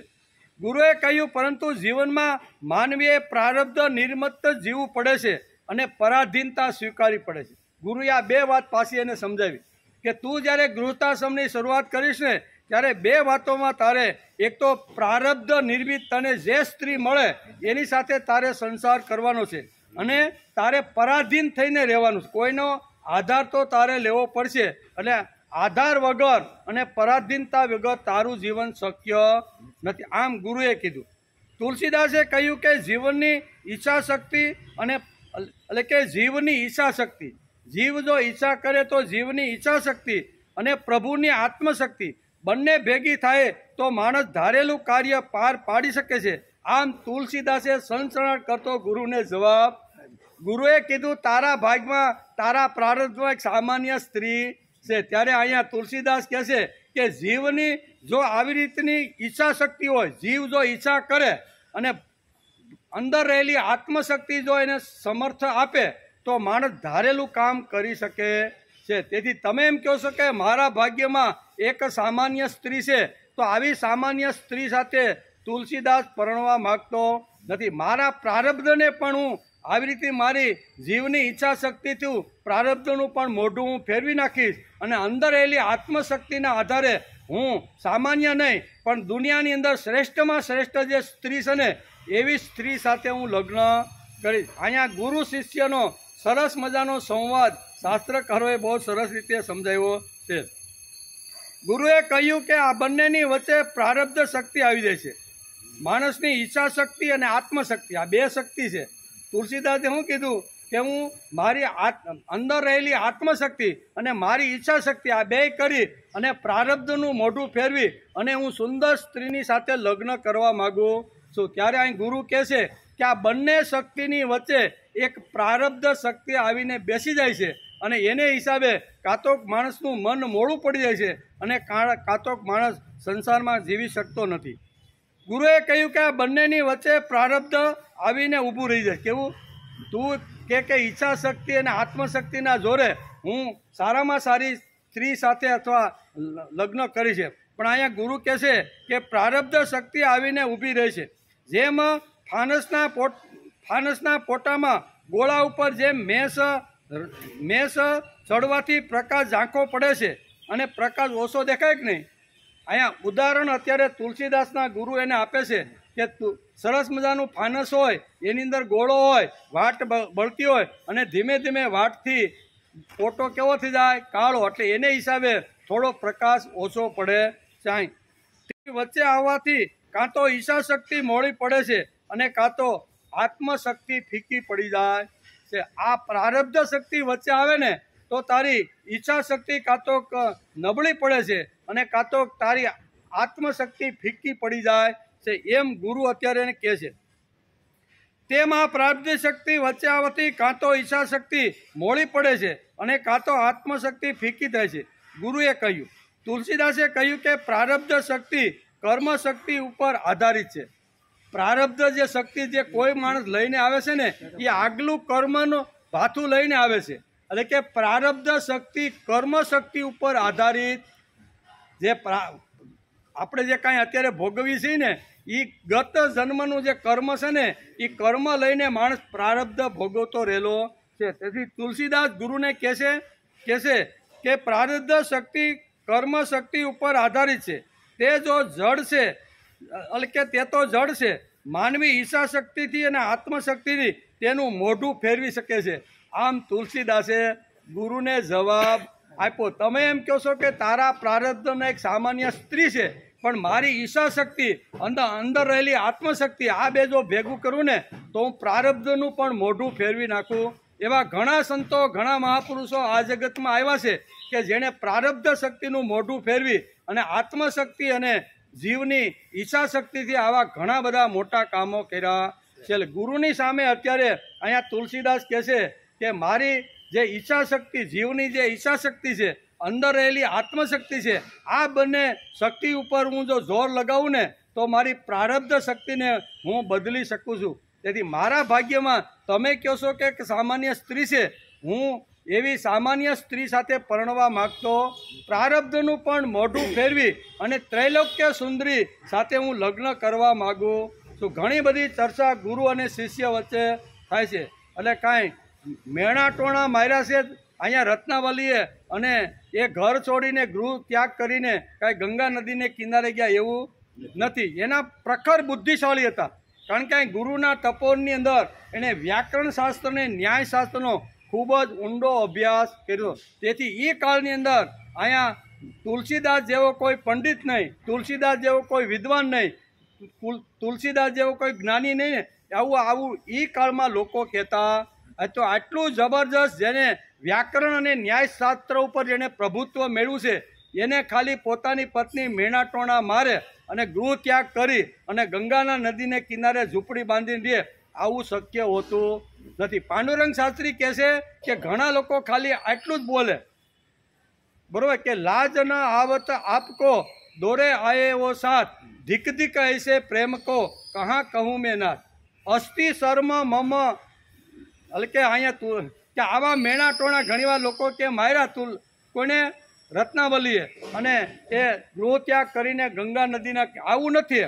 અહીંયા જબરજસ્ત જેમ ગુરુની સાથે આવી રીતની ચર્ચા જેમ તુલસીદાસે કરી છે, એમ રત્નાવલી સાથે પણ ખૂબ જ લાંબી લાંબી બૌદ્ધિક ચર્ચાઓ કરી છે. અને બૌદ્ધિક ચર્ચાઓ પછી ભોગને એક ભોગેશ્વર્યા પ્રસક્તા નામ આપણે સમજવાનું શું છે કે શ્રીમદ ભગવદ્ ગીતાની અંદર ભગવાને ભોગેશ્વર્યા પ્રસક્તાના એ બીજા અધ્યાયના 44ના શ્લોકની અંદર પ્રથમ શરણની અંદર આ શબ્દ મૂક્યો છે. ફક્ત ભોગની અંદર અને ઐશ્વર્યની અંદર જે આસક્ત છે ને એની ગતિ કેવી રીતની થાય છે એનું વર્ણન ગીતાએ કર્યું છે. અને એ જ ઉદાહરણ અહીંયા તુલસીદાસનું પાંડુરંગ શાસ્ત્રી ઘણીવાર પોતાના પ્રવચનની અંદર આપે છે કે આવા ભોગની અંદર ડૂબેલો આવો તુલસીદાસે કહ્યું કે પ્રારબ્ધ શક્તિ કર્મ શક્તિ ઉપર આધારિત છે. તે જો જડ છે, માનવી શક્તિ એટલે કે માનવીની ઈચ્છા શક્તિ અને ભગવાનની આત્મશક્તિથી તેનું મોઢું ફેરવી શકે છે. અને તુલસીદાસે ગુરુને આ પ્રમાણે કહ્યું. અને તુલસીદાસે પોતાની ઈચ્છા શક્તિથી અને આત્મશક્તિથી પ્રારબ્ધ શક્તિ ઉપર વિજય પ્રાપ્ત કર્યો અને રત્નાવલી નામની ત્રૈલોક્ય સુંદરી જોડે એણે સંસાર શરૂ કરી દીધો. ગુરુએ તો કીધું કે તારા ભાગની અંદર તારા પ્રારબ્ધમાં એક તો સામાન્ય સ્ત્રી છે. અને એ ચર્ચાને અંતે અહીંયા તુલસીદાસે કીધું કે મારા ભાગમાં જો આવી પ્રારબ્ધ હોય, પ્રારબ્ધ નિર્મિત જો સ્ત્રી હોય ને તો એ હું સ્વીકારવા માગતો નથી. પ્રારબ્ધનું પણ હું મોઢું ફેરવી નાખતી. મારી ઈચ્છા શક્તિ અને ભગવાનની આત્મશક્તિ આ બે શક્તિને જો હું હાથમાં લઈને ફરીશ ને તો પ્રારબ્ધનું પણ મોઢું ફેરવી નાખીશ. અને હકીકતે આપણે તુલસીદાસનું ચરિત્ર જો વાંચીને તો ખબર પડે કે આ બંને જે પ્રારબ્ધ શક્તિ હતી એના ઉપર એણે વિજય પ્રાપ્ત કરી અને પોતાની ઈચ્છા શક્તિ અને ભગવાનની આત્મશક્તિ આ બે શક્તિ ઉપર જોર પકડી અને પ્રારબ્ધનું મોઢું ફેરવી અને દુનિયામાં ત્રૈલોક્ય સુંદરી, તે ત્રૈલોક્ય જેની પાસે જ્ઞાન હતું ને એવી ત્રૈલોક્ય સુંદરી રત્નાવલી સાથે એમનું લગ્ન. જબરજસ્ત તુલસીદાસને પણ હંફાવી દે ને એવી રીતે બુદ્ધિમાન સ્ત્રી એમને પ્રાપ્ત થઈ છે. તુલસીદાસ પંડિત હતા, કર્તૃત્વવાન હતા, પરંતુ તેમનું જીવન દેવી ન હતું. કેવું? હવે આ ભોગેશ્વર્યા પ્રસક્તાના એ શ્લોક ઉપર આપણે આ તુલસીદાસના જીવનને સમજવાનો પ્રયત્ન કરીએ છીએ. તુલસીદાસ પંડિત હતા, ન્યાયશાસ્ત્ર અને વ્યાકરણ શાસ્ત્રમાં પારંગત હતા. દુનિયાની અંદર એ કાળની અંદર એને લોકો મહાન જ્ઞાની, મહાન પંડિત, મહાન વિદ્વાન કહેતા હતા કે તુલસીદાસ જેવો વિદ્વાન, તુલસીદાસ જેવો જ્ઞાની અને તુલસીદાસ જેવો આવી રીતનો કોઈ આ જગતમાં એ કાળમાં નથી એવું લોકો વર્ણન કરતા હતા. પણ એ ભોગેશ્વર્યા પ્રસક્તાના ભોગની અંદર એટલો આસક્ત થઈ ગયો કે પ્રભુ રહી ગયો એક બાજુ અને રત્નાવલીના સુંદર ચહેરા ઉપર સતત તેની આવી રીતે નજર રહેતી હતી. તુલસીદાસ પંડિત હતા, કર્તૃત્વવાન હતા, પરંતુ તેમનું જીવન દેવી ન હતું. તેથી ગૃહસ્થાશ્રમ કર્યા પછી રત્નાવલીને સર્વસ્વ માનવા કે આ જ મારું ભોગનું રમકડું છે, આનાથી હું મારો સંસાર પાર કરી દઈશ એવું ભોગની જ અંદર તુલસીદાસ જ્ઞાની હતા, પંડિત હતા, વિદ્વાન હતા, પણ એક એની નબળાઈ કઈ હતી તો કે ભોગની અંદર આસક્ત થઈ ગયા તો એના મનની અંદર તો રત્નાવલી જ હાલતી હોય. આટલા શરીરના હાડ માંસના લોસાની અંદર અહીંયા તુલસીદાસ એટલા બધા આસક્ત થયા, એટલા બધા ભોગમાં ડૂબી ગયા, ગમે ત્યાં જાય તો મનની અંદર તો અહીંયા રત્નાવલી જ રમતી હોય છે. એટલે અહીંયા કહે છે કે ઘણીવાર ઘણા લોકોને શંકા જાય કે માણસ ભોગ અને ઐશ્વર્ય તરફ જો માણસ વળતો હોય તો એમાં ખોટું શું છે. ઘણીવાર આપણને પણ થાય. ઘણા શંકાશીલ વિદ્વાન પંડિતોને ગીતાની અંદર આ 3 શ્લોક વાંચ્યા પછી અહીંયા ઘણા લોકો શંકા કરે છે કે ભોગ અને ઐશ્વર્ય તરફ જો માણસ વળતો હોય તો એમાં શું ખોટું છે. પણ અહીંયા ઐશ્વર્ય એટલું બધું હતું કે એને પછી ભગવાન કોઈ જગ્યાએ દેખાતો. હું અને મારી પત્ની, હું અને મારો ભોગ, આના સિવાય એની કોઈ જગ્યાએ દ્રષ્ટિ હતી નહીં. ભગવાન ગીતામાં બીજા અધ્યાયના 44મા શ્લોકમાં કહે છે ભોગેશ્વર્ય પ્રસક્તાનામ તયા પયત ચેતસામ વ્યવસાયાત્મિકા બુદ્ધિ સમાધો ન વિધીયતે. આ શ્લોકને સમજવા માટે બહુ સરસ રીતે પાંડુરંગ શાસ્ત્રી અહીંયા તુલસીદાસનું ચરિત્ર સમજાવી ભોગેશ્વર્ય અહીં કહે છે ભોગેશ્વર્ય સક્તાના ભોગ અને ઐશ્વર્યની અંદર આસક્ત જે લોકો છે એ તુલસીદાસના ચરિત્ર દ્વારા આપને સમજાવવા માગે છે. ભગવાન ગીતામાં બીજા અધ્યાયના 44 શ્લોકમાં ભોગેશ્વર્યા પ્રસક્તાના તે લોભામણી વાણી દ્વારા તેમનું ચિત્ત હરાયેલું હતું. કેવું? લોભામણી વાણી દ્વારા તેમનું ચિત્ત હરાયેલું હતું, અર્થાત ભોગો તરફ ખેંચાઈ ગયું છે અને ભોગ અને ઐશ્વર્ય તરફ અત્યંત આસક્તિ છું. અને એવા જ એક તુલસીદાસ હતા જે ભોગ અને આવી રીતના ઐશ્વર્ય તરફ એકદમ એની નજર અને આસક્ત હતા. તુલસીદાસ પંડિત હતા, તેમણે ન્યાયશાસ્ત્ર અને વ્યાકરણ શાસ્ત્રનો ઊંડો અભ્યાસ કર્યો હતો. તે કર્તૃત્વવાન હતા, પણ તેમનું જીવન દેવી ન હતું, ભોગોની પાછળ જ પડેલું. ભોગ ભોગ ભોગ અને ભોગ, કોઈ પણ જગ્યાએ જાય તો એને અહીંયા ભોગ જ દેખાતો હતો. એટલે આવી રીતના એ હતા. તેમણે ન્યાયશાસ્ત્રનો ઊંડો અભ્યાસ કર્યો. રત્નાવલી અને તુલસીદાસ વચ્ચે બૌદ્ધિક સંભાષણ થયું છે. તે બૌદ્ધિક ચર્ચાને પરિણામે તુલસીદાસનું જીવન પરિવર્તન થયું છે અને બુદ્ધિથી વિચારો એણે બદલાવી. બહુ ચર્ચાઓ કરી છે, બરાબર. જે વખતે તુલસીદાસ પોતાની પંડિતાઈ કરીને ઘેરે આવે છે તો ત્યાં તો અલીગઢનું તાળું મારેલું હતું. એટલે આડોશ પાડોશમાં પૂછ્યું કે મારી પત્ની ક્યાં ગઈ છે તો કે ભાઈ પિયરથી કોઈ મારતે ઘોડે એક કોઈ આવ્યો હતો અને પિયરની અંદર તમારી સાસુને કાંઈક વધારે અગવડ છે તેથી મારતે ઘોડે આવી અને રત્નાવલીને લઈને નીકળી ગયા છે. એટલે તાળું ખોયલું નહીં કે હવે ઘરમાં હું જાઉં, રત્નાવલી જ મારો ભગવાન છે એમ સમજી અને ગાંડા ઘેલા થાય અને તાબડતોબ રત્નાવલી કરતા નીકળે છે. ગંગા નદીમાં ભરપૂર પાણી આવેલું છે. સામે કાંઠે કેમ જવું, કારણ કે સામે કાંઠે સસરાનું ઘર હતું અને એને જોયું કે વાહ સરસ મજાનો ત્રાપો તરતો આવે છે.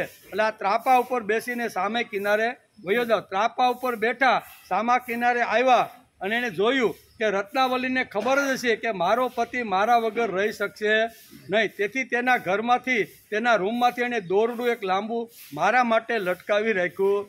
એ દોરડું સમજી અને એ રત્ના કહે છે કે તુલસીદાસ ઉપર ગયા. આવી રીતનું વર્ણન આપણે જ્યારે વાંચીને તુલસીદાસનું ચરિત્ર ત્યારે આવું.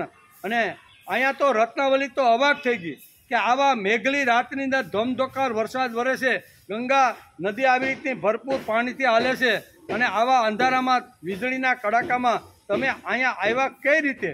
એટલે જે કામી અને ભોગી માણસ છે ને એને શું છે એ કાંઈક ભોગની અંદર માણસ જ્યારે ડૂબી જાય છે ને ત્યારે હું શું કરું છું, કેના ઉપર બેઠો છું, કયા દોરડાથી આવી રીતનો ઉપર, એ કોઈ એને ભાન રહેતું. આટલા ભોગની અંદર જે ડૂબેલો આપણે તો આટલા નથી ને, આપણે તેના કરતાં હારા કહેવાય કે નહીં, છતાં આપણે પહોંચ્યા નહીં. અને આજે 500 વર્ષ પછી તુલસીદાસની ગાથા દુનિયાભરમાં ગવાય. આજે આટલા કામાન તો આપણે છીએ. આપણી ઘરવાળી ગઈ હોય, હા લપ ગઈ 4-5 દિવસ, આપણે આવું બોલીએ. હું કે આપણી ઘરવાળી કદાચ 2-5 દી માવતરે વહી જાય અચાનક, તો આપણે શું કહીએ, હાશ લપ ગઈ, હવે 4-5 દી ન આવે તો. તુલસીદાસે એવું કર્યું નહીં. તો તુલસીદાસ હારા કે આપણે હારા? છતાં આપણે પહોંચ્યા ને આપણે તો હજી ક્યાં છીએ? જ્ઞાન આવા ભોગની અંદર ડૂબેલો જે માણસ ને એ ભગવાનને પામી ગયો, અને આપણે ભોગથી થોડાક સેટા છીએ પણ છતાં આપણે ભગવાનને પામતા નથી. એનું કારણ કે ભોગની અંદર જેટલી આસક્તિ અહીંયા તુલસીદાસને હતી ને એટલી જ આસક્તિ તુલસીદાસને અહીંયા પરિવર્તન કરાવવા માટે રત્નાવલીએ જબરજસ્ત પ્રયત્ન કર્યો.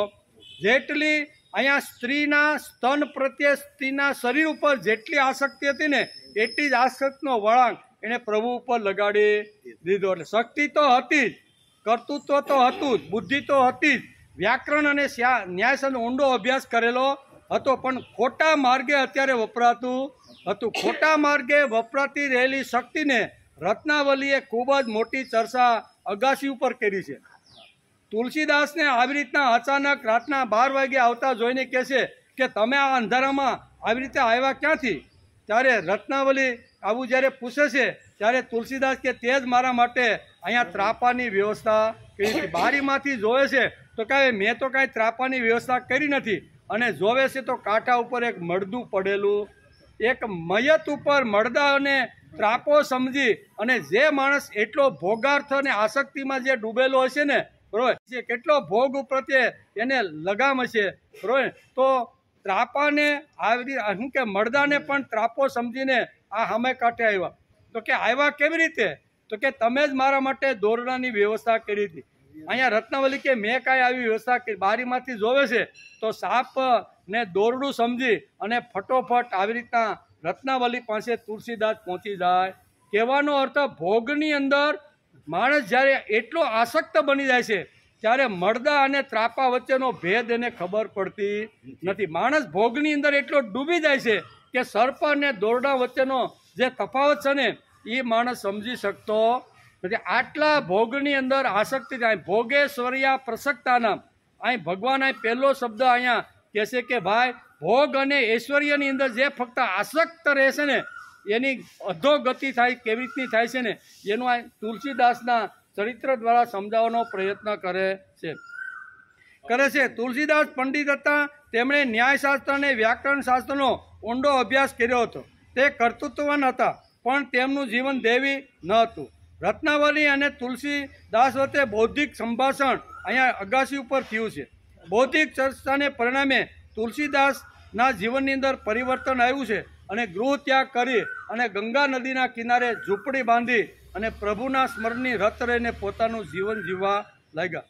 રત્નાવલીએ કહ્યું કે સર્પ અને દોરડીનો તફાવત પણ તમને ધ્યાનમાં ન આવ્યો? શું કહે છે?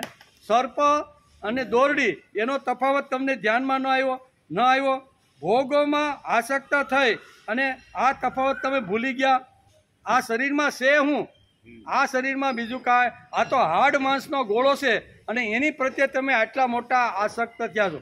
ધિક ધિક ऐसे પ્રેમ કો કહા કહું મેં નાથ, અસ્થિ શર્મ મમ મય દેહ, તામે જૈસી પ્રીતિ. રામ પ્રત્યે પ્રીતિ રાખો ને તો તમારી ભવની અંદર તમારી મુક્તિ થઈ જાય. અહીં કીધું કે મારા આ હાડ માંસના લોસાની પાછળ તમને દોરડી અને સર્પ વચ્ચેનો તફાવત તમે જાણી શક્યા નહીં.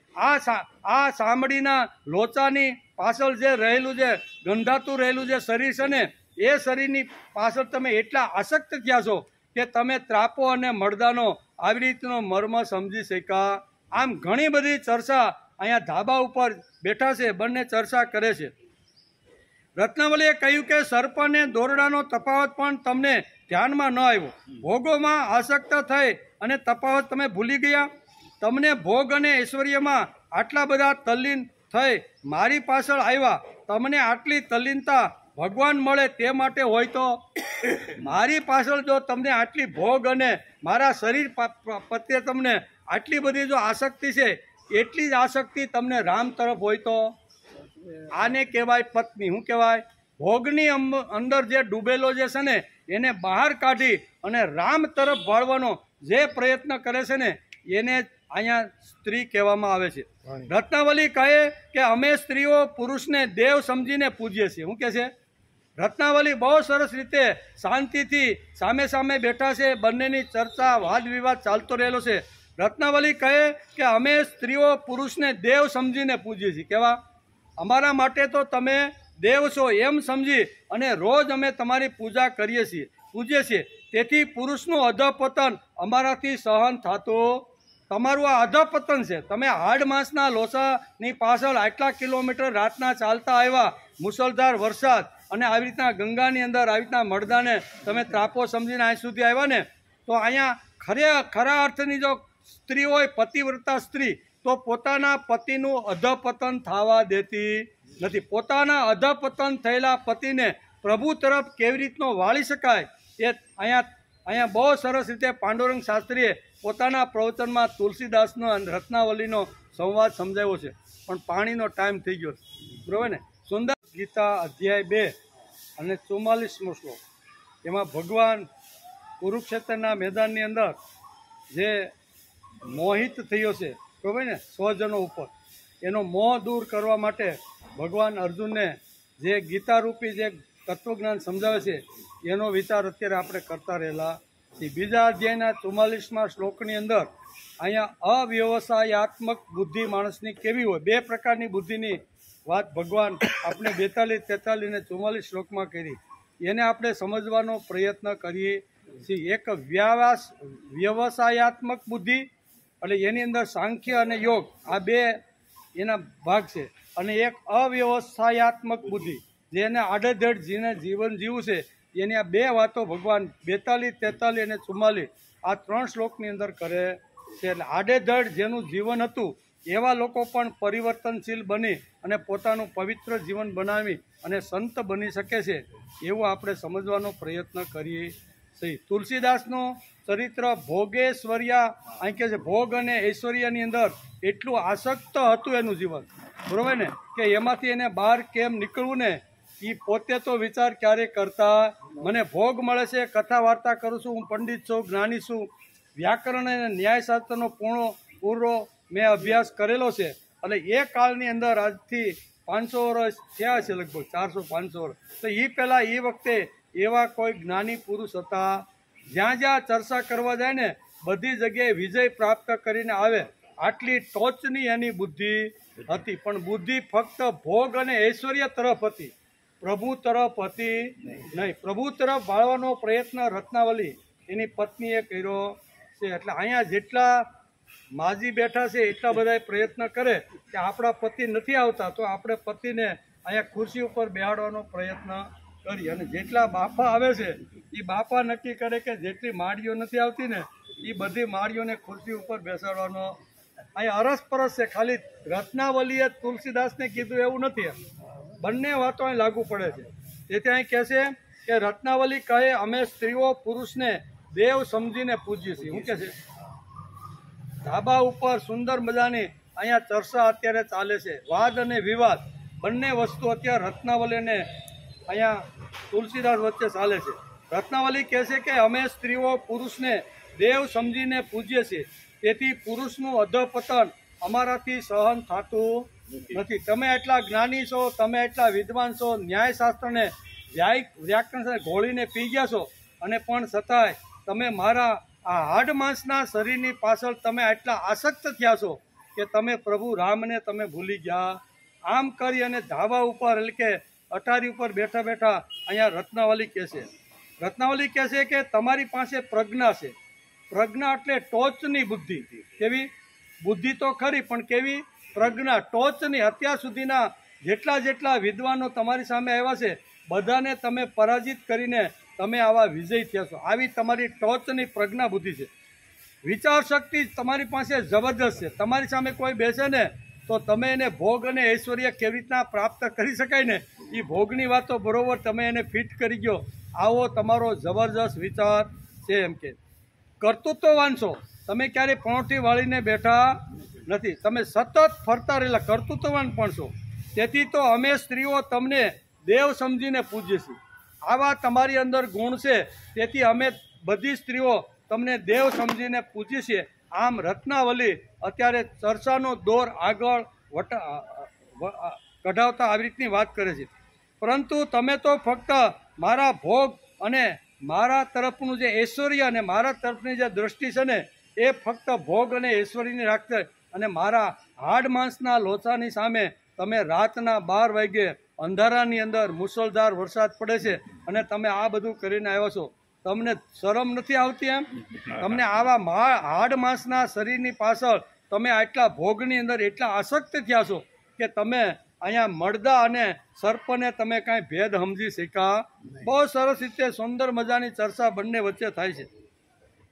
તમે ફક્ત વાસના, ભોગ, ઐશ્વર્ય અને કામનાની દ્રષ્ટિથી મારા તરફ જોશો, બરોબર? મારા શરીર ઉપર, મારા સૌંદર્ય ઉપર તમે એટલા આસક્ત થયા છો કે મારા સિવાય તમને આ દુનિયામાં કાંઈ દેખાતું નથી. આમ રત્નાવલી એમ કહે છે કે હું પંડિતની પત્ની છું, તેજસ્વી પત્નીની હું પત્ની છું, અને મારાથી તમારું આવું અધપતન જોઈ શકાતું. હું એક શું કહેવાય, એક તેજસ્વી, એક તપસ્વી, એક કર્તૃત્વવાન, એક બુદ્ધિમાન, એક જ્ઞાનીની પત્ની છું, અને જ્ઞાનીની પત્ની હોવા છતાં મારાથી તમારું આ અધપતન જોઈ શકાતું. પ્રત્યેક સ્ત્રી જગતની અંદર જો ઘરની અંદર આ વાત જો સમાજમાં ઊભી કરે ને, તો ઘણા બધા પુરુષો આજે ઘણી બધી ન કરવાની વાતોને ન કરવાના કામો ઘણા લોકો કરતા હોય છે, તો એને પણ પાછો વાળી શકે છે. એ આપણે આ તુલસીદાસના ચરિત્રથી અને રત્નાવલી અને અહીંયા તુલસીદાસના સંવાદથી આપને ખબર પડે. સ્ત્રીઓ આવી રીતની તેજ પૂજક હોય છે, અને પોતાનો પતિ જો અધપતનમાં જતો હોય તો સ્ત્રીને લાગવું જોઈએ કે મારા પતિને અધપતનના ખાડામાંથી હું પ્રભુ તરફ વાળીશ. આવું દરેક સ્ત્રી જો નક્કી કરે ને તો અહીંયા થઈ શકે છે. એવું આપણે અહીંયા બહુ તુલસીદાસના ચરિત્રમાં પાંડુરંગ શાસ્ત્રીના પ્રવચનમાં ઘણીવાર પાંડુરંગ શાસ્ત્રી આ તુલસીદાસના ચરિત્રની આવી રીતની વાત કરે છે. શ્રીમદ ભગવદ્ ગીતામાં ભગવાન પણ અર્જુનને પોતાને અધપતનમાંથી બહાર કાઢવાનો પ્રયત્ન કરે છે. જેમ તુલસીદાસ અધપતનના ખાડામાં ડૂબી ગયો છે, એને બહાર કાઢવા માટે રત્નાવલી જેમ પ્રયત્ન કરે છે, તેમ અધપતનના ખાડામાં અત્યારે અર્જુન ડૂબી ગયો છે. મોહ અને આસક્ત એને દ્રોણ અને ભીષ્મ પ્રત્યે અને સ્વજનો પ્રત્યે એટલો બધો થઈ ગયો છે કે હાથમાં રહેલા હથિયાર એને ફેંકી દીધા છે, અને હવે મારે યુદ્ધ કરવું નથી. આમ એ આસક્ત થઈ ગયો છે. આસક્તિમાંથી બહાર કાઢવાનો ભગવાન અહીંયા બીજા અધ્યાયના 44 શ્લોકમાં ભોગેશ્વર્યા પ્રસક્તામાં આમ કરીને ભગવાન એને ડૂબેલા અર્જુનને બહાર કાઢવાનો પ્રયત્ન કરે છે. ડૂબેલા અર્જુનને બહાર કાઢવાનો પ્રયત્ન કરે છે. પ્રારબ્ધાધીન જીવન જીવવામાં લાચારી છે એમ તમે જ કહેતા હતા. તુલસીદાસ શું કહે છે કે પ્રારબ્ધની અંદર એટલે કે પ્રારબ્ધાધીન જીવન જીવવામાં લાચારી છે એવું તમે જ કહેતા હતા ને, તે કહેતા હતા ને. આમ રત્નાવલી કહે છે તમે અત્યારે ભોગાધીન થઈને મારી પાછળ તમે આવ્યા છો. અત્યારે તમે કેવા છો? તમે એમ કહેતા હતા કે પ્રારબ્ધ વસાત જીવન જીવવાનું હોય તો તુલસીદાસ જીવવા માગતો નથી. મારી જે આવી રીતની ઈચ્છા શક્તિ અને ભગવાનની આત્મશક્તિ, આ બંને શક્તિથી હું ધારું તે કરી શકું, આવું તમને કહેતા હતા. એ ખાલી તમે બોલ્યા હોય એવું મને લાગે. તમારા જીવનમાં ક્યાંય આ સ્પર્શ થયો હોય એવું મને લાગતું નથી. કોણ કહે છે? રત્નાવલી અહીંયા તુલસીદાસના ગુરુ સાથેના સંવાદમાં જે શબ્દો જેણે કીધા હતા એ શબ્દ અહીંયા દોહરાવીને કહે છે કે તમે તો આવી રીતની વાત કરતા હતા કે પ્રારબ્ધ વસાત જો તુલસીદાસ જીવવાનો હોય તો તુલસીદાસ જીવવા માગતો. અત્યારે તો તમે પ્રારબ્ધ વસાત થઈ અને દોરડા અને અહીંયા મળદાને તમે ફરક ન સમજતા મારી પાછળ ભોગ અને ઐશ્વર્યમાં આસક્ત થઈ ગયા અને હાડ માંસના લોચા તરફ આવી રીતના મારી તરફ તમે આવ્યા. તો આ શું બતાવે છે? અહીંયા રત્નાવલી સુંદર સંવાદ એને સમજાવે છે. આધીન થયા વગર માનવી જીવન જીવી શકતો નથી. આ જીવનનું ખરું સત્ય છે એમ તુલસીદાસે કીધું કે આધીન તો ભાઈ થવું પડે. હું તને આધીન થઈ ગયો છે, તારા વગર હું હવે રહી શકતો નથી. તું એટલી સુંદર છો, એટલી આવી બુદ્ધિમાન છો, એટલી જ્ઞાની છો, અને તારા સૌંદર્ય એટલું છે ને કે હારા આવી રીતના જે હોય ને રૂક્ષ્મણી એને પણ શરમાવે એવું તારું સૌંદર્ય.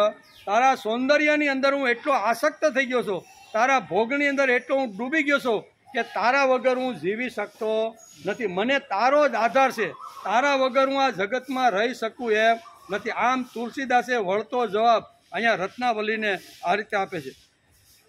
રત્નાવલી કહે છે કે મારો પતિ તેજસ્વી છે. કેવો તમે આવી ભાષા જે બોલો છો ને, મારો પતિ તેજસ્વી છે, પ્રારબ્ધાધીના રેવમાં તે લાચારી માને છે, તેથી હું હંમેશા ગૌરવ લઉં છું. પરંતુ આજે તમે ભોગાધીન થયા છો, તેથી તમારી તેજસ્વીતા હણાઈ ગઈ છે. તમે આજે કેવા થઈ ગયા છો? ભોગની અંદર તાળું લટકતું જોયું, ખોયલા વગર તમે સીધા મારી પાછળ તમે આવી ગયા. એનો અર્થ કે તમે આજે ભોગાધીન થયા છો. તેજસ્વી પતિ હોય અને એ જ્યારે ભોગાધીન થાય ત્યારે પતિવ્રતા સ્ત્રીથી સહન થતું નથી કે મારો પતિ આટલો વિદ્વાન, આટલો જ્ઞાની, આટલો કર્તૃત્વવાન છે, બુદ્ધિની ટોચ ઉપર ગયેલો, આવી રીતનો પ્રજ્ઞાવાન છે, પણ છતાંય ભોગની અંદર ડૂબી ગયો છે. એમાંથી બહાર કાઢવાનો રત્નાવલી જબરજસ્ત પ્રયત્ન કરે છે. રત્નાવલી તારી વાત બહુ સાચી. તુલસીદાસ શું કહે છે? બંનેની ચર્ચા બહુ જોરદાર છે. એકવાર પાંડુરંગ શાસ્ત્રીનું પ્રવચન તમે આખું વાંચી લ્યો. શ્રાદ્ધભાઈ 2 ની અંદર પહેલું એનું પ્રવચન આવે છે દાદાનું, તો એ આખું ખબર પડે કે રત્નાવલી અને તુલસીદાસ વચ્ચે કેવો આવી રીતનો સંભાષણ, કેવો આવી રીતનો બૌદ્ધિક જે સંવાદ થયો છે ને એ ખૂબ જ સાંભળવા જેવો છે. રત્નાવલી તારી વાત બરોબર છે તુલસી કે, પરંતુ આધીન થયા વગર માનવી જીવન ચાલતું નથી. એક યા બીજે રીતે માનવીને આધીન થઈને તો જીવવું જ પડે છે. આવું કટુ સત્ય એ કહે છે. રત્નાવલીએ કહ્યું કે ભગવાને માનવીને ઈચ્છા શક્તિ અને કર્તૃત્વ શક્તિ આપી છે. તે ઈશ્વરદત્ત સાધનો વાપરીને તમે એ પરતંત્ર ઉપર વિજય મેળવી શકો. તમે જે પરતંત્ર મારામાં જે તમે આધીન થઈને તમે જે પરતંત્ર ઉપર જે જીવવા માગો છો ને, એ તમે ભગવાને આપેલી ઈશ્વરદત્ત શક્તિથી, ઈચ્છા શક્તિ અને કર્તૃત્વ શક્તિથી તમે આનું મોઢું ફેરવી શકો છો, એમ રત્નાવલી કહે છે. તુલસીદાસે કહ્યું કે આ ઈચ્છા શક્તિની બધી જ વાતો ખોટી છે. તું ગામ ગપાટા, કારણ કે ભોગની અંદર એટલા આસક્ત થઈ ગયા હતા, એને ભોગ સિવાય બીજું કાંઈ દેખાતું નથી. એટલે તુલસીદાસે કહ્યું કે આ ઈચ્છા શક્તિની બધી જ વાતો ખોટી છે. માણસ ગમે તેટલી ડંપાસ મારે તો પણ આખરે તેણે આધીન થઈને પ્રારબ્ધ વસાત જીવ આવી ગયા ને પાછા. કારણ કે ગુરુએ જ કીધું હતું કે પ્રારબ્ધ વસાત માણસને જીવવું પડે છે. ત્યારે તુલસીદાસ કહે કે જીવની ઈચ્છા શક્તિ અને અંદર રહેલી આત્મશક્તિ એ જો ભેગી કરીને માણસ જો પુરુષાર્થને પ્રયત્ન કરે તો પ્રારબ્ધનું મોઢું ફેરવી શકે. એ જે ગુરુ સાથે જે ચર્ચા કરી હતી એને જ અહીંયા પાછો તુલસીદાસ કહે છે કે પ્રારબ્ધ વગર તો માણસ જીવી શકતો નથી. આમ રત્નાવલીને કહ્યું. રત્નાવલીએ આ ચર્ચાનો જુદો વળાંક આપ્યો. અહીંથી વળાંક લેશે, કાંઈ વાંધો નહીં, ભલે બોલે, પણ એના શબ્દોની અંદર મારે એને પ્રભુ રામ તરફ વાળવાના છે એવું રત્નાવલીએ નિશ્ચિત નક્કી કરી લીધું છે કે મારો આટલો પતિ વિદ્વાન હોય, જ્ઞાની હોય, તેજસ્વી હોય, કર્તૃત્વવાન હોય, અને એ અધપતનના ખાડામાં પડી અને એનું જીવન બરબાદ કરે, એના કરતાં મારે એને પ્રભુ તરફ વાળવાનો છે. આવો રત્નાવલીએ એક નિશ્ચય કરી લીધો. કે રત્નાવલીએ આ ચર્ચાનો જુદો વળાંક આપ્યો. તમારી વાત સાચી છે. તુલસીદાસને કે તમારી વાત સાચી છે. જગતમાં બહુ જ ઓછા માનવી આ વાત સમજે છે. તમે સમજી ગયા આ વાતને? પ્રારબ્ધ વસાત કોઈનો આધાર લીધા વગર જીવવું પડે છે, આવું તો કોઈક જ સમજતા હોય છે. તમે પ્રજ્ઞાવાન છો, તમે બુદ્ધિમાન છો, તમે કર્તૃત્વવાન છો, તમારે ન્યાયશાસ્ત્ર અને વ્યાકરણશાસ્ત્રનો ઊંડો અભ્યાસ કર્યો છે, તેથી તમે આ વાત સારી રીતે સમજી શકો છો. જગતમાં બહુ જ ઓછા માનવી આ વાતને સમજે છે કે પરાધીનતા મળ્યા વગર છૂટકો જ નથી. તો પછી ભોગની માનવાની કે ભગવાનની પરાધીનતા? પરાધીન વગર માણસ જીવી શકવાનો નથી. તો અહીંયા તુલસીદાસને રત્નાવલી સમજાવતા કહે છે તમારી વાત બહુ સાચી છે કે માણસ ભોગની પરાધીનતા સ્વીકારી કે ભગવાનની, એમ કરી અને અહીંયા રત્નાવલી તુલસીદાસના જીવનને વળાંક આપવાનો પ્રયત્ન કરે છે. પરાધીનતા સ્વીકાર્યા વગર માણસ જીવી શકતો નથી. તો બીજા જે ભોગ છે એની પરાધીનતા લેવાની, કે જે ભગવાને માનવને માનવ બનાવીને આટલી મોટી શક્તિ જેને નિર્માણ કરી છે એ ભગવાનની પરાધીનતા સ્વીકારવાની. આમ રત્નાવલી જુદો જ વળાંક આપીને તુલસીદાસને સમજાવવાનો પ્રયત્ન કરે છે. સર્વસામાન્ય માણસ જ્યારે આપત્તિમાં આવે, અગવડમાં મુકાય, ત્યારે તેને ભગવાન યાદ આવે છે. અત્યારે તુલસીદાસને રત્નાવલીએ બૌદ્ધિકપૂર્વક ચર્ચા કરીને ત્યાં અત્યારે તુલસીદાસ અટવાઈ ગયા. ઘણી બધી ચર્ચા કરી, ઘણા બધા તુલસીદાસે રત્નાવલીના અહીંયા જવાબો આપ્યા છે. પણ હવે એમણે એક જુદો વળાંક લઈને કહેશે કે પરાધીનતા સ્વીકારવાની હોય તો ભોગની સ્વીકારવાની કે ભગવાનની, એ તમે મને જવાબ આપો. જ્યારે માણસ અગવડમાં આવે અને જ્યારે એને ક્યાંય આવી રીતનો રસ્તો ન મળતો હોય ને ત્યારે એને ભગવાન બરોબર યાદ આવે છે. અર્જુનનું પણ આવું જ થયું, બરોબર ને. બીજા અધ્યાયની અંદર એણે અહીંયા 10મા શ્લોક સુધી ઘણી બધી ચર્ચાઓને ઘણી બધી વાત ભગવાનની જોડે કરી છે. અને ભગવાનની જોડે વાત કર્યા પછી અહીંયા અર્જુન અટવાઈ ગયો છે. હવે એને કોઈ જગ્યાએ અહીંયા કાંઈ સૂઝતું નથી કે મારે હવે શું કરવાનું. એટલે અહીંયા કહે છે કે 11મા શ્લોકથી ભગવાને જે તત્વજ્ઞાનની શરૂઆત કરી એ પહેલાં 7મા શ્લોકની અંદર અહીંયા અર્જુન ભગવાનનો શિષ્ય બની ગયો છે કે શિષ્ય તામ સાધી તામ મામ પ્રપન્ન, હું શિષ્ય બનીને તમારા શરણે આવ્યો છું. તમે જ હવે મને માર્ગદર્શન આપો કે હવે મારું કલ્યાણ શેમાં. માણસ જ્યારે અટવાય, માણસ જ્યારે અગવડમાં આવે, માણસને જ્યારે મારે શું કરવું એનું જ્યારે ભાન ન હોય ત્યારે માણસ ભગવાનના શરણે જાય છે. અહીંયા ભગવાન ગીતાકાર ભગવાન કુરુક્ષેત્રના મેદાનની અંદર રથની અંદર જ્યારે બંનેની ચર્ચા ચાલી રહી છે ત્યારે અર્જુન અહીંયા ભગવાનના શરણે ગયો છે કે ભગવાન હવે મને સૂઝતું નથી કે ધર્મ એટલે શું છે અને મારે શું કરવું જોઈએ એનું મને કાંઈ ખબર પડતી નથી. તેથી શિષ્ય બનીને તમારા શરણે આવ્યો છું. અહીંયા પણ તુલસીદાસની આવી અહીંયા શું કહે છે એની અટારી ઉપર જ્યારે જબરજસ્ત રત્નાવલી સાથે જ્યારે બૌદ્ધિક ચર્ચા થાય છે ને ત્યારે બૌદ્ધિક ચર્ચાના અંતે અહીંયા થોડાક તુલસીદાસ અટવાણા હોય એવું લાગે છે. કારણ કે અહીંયા રત્નાવલીએ તો કીધું પરાધીન થયા વગર જીવન ન હોય તો પરાધીન તમે કોને સ્વીકારશો. હાલો હું તમને પ્રશ્ન પૂછું, ભગવાનની કે ભોગની? આવી બે વાતો એની સામે અહીંયા તુલસીદાસની સામે રત્નાવલીએ મૂકી દીધું. સર્વસામાન્ય માણસ જ્યારે આપત્તિમાં આવે, અગવડમાં મુકાય, ત્યારે તેને ભગવાન યાદ આવે છે અને પ્રભુ ભક્તિ તરફ એનું વલણ થાય છે. આ કંઈ સાચા અર્થમાં પરાધીનતા નથી. અસહાય અને લાચારીમાંથી જે આવે તેને પરાધીનતા કહેવામાં. ભાવથી ભગવાન તરફ વળવું જોઈએ. જ્યારે માણસ અગવડમાં આવે અને પછી ભગવાન તરફ વળે, પત્ની મરી જાય કે સારું ભાંગી જંજાળ સુખે બસું, એવા તો કોઈ નરસિંહ મહેતા જેવા કોક હોય, બરોબર ને. પણ આપણે ઘણીવાર આપણે જ્યારે અગવડમાં આવીને કાંઈ ન મળતું હોય ને પછી કે હાલો હવે ઘર છોડો, એ સાચી ભક્તિ નથી. સાચી ભક્તિ કઈ છે તો કે સમજણથી પ્રભુ તરફ વળે, સમજણથી પ્રભુ તરફ એનો વળાંક થાય ને એ જ સાચી ભક્તિ છે. એમ આ રત્નાવલી કહેવા માગે છે. આ કંઈ સાચા અર્થમાં ઈશ્વર પરાધીન જીવન નથી. ઈશ્વર પરાધીનતા માન્ય કરવામાં પણ તેજસ્વીતા હોવી જોઈએ. વિવેક બુદ્ધિથી નિર્ણય લેતા આવડે. હવે હું તમને પૂછું છું કે તમારે વિવેક બુદ્ધિથી તમારે નિર્ણય લેવાનો છે. જો પરાધીનતા જો સ્વીકારવાની હોય તો ભોગની સ્વીકારવાની કે ભગવાનની, તમારે નક્કી કરવાનું છે. હું કહું છું એટલે તમે આ ગૃહ ત્યાગ કરી અને તમે પ્રભુ ભક્તિમાં લાગો એવું હું તમને કહેતી નથી. પણ તમે વિચાર કરો, તમારી બુદ્ધિ ભગવાને તમને આપી છે, પ્રજ્ઞા આપી છે, સારું કરતું તો તમારે નક્કી કરવાનું છે કે ભોગ મને સુખ આપશે કે ભગવાન મને સુખ આપશે. નક્કી તમારે કરવાનું છે.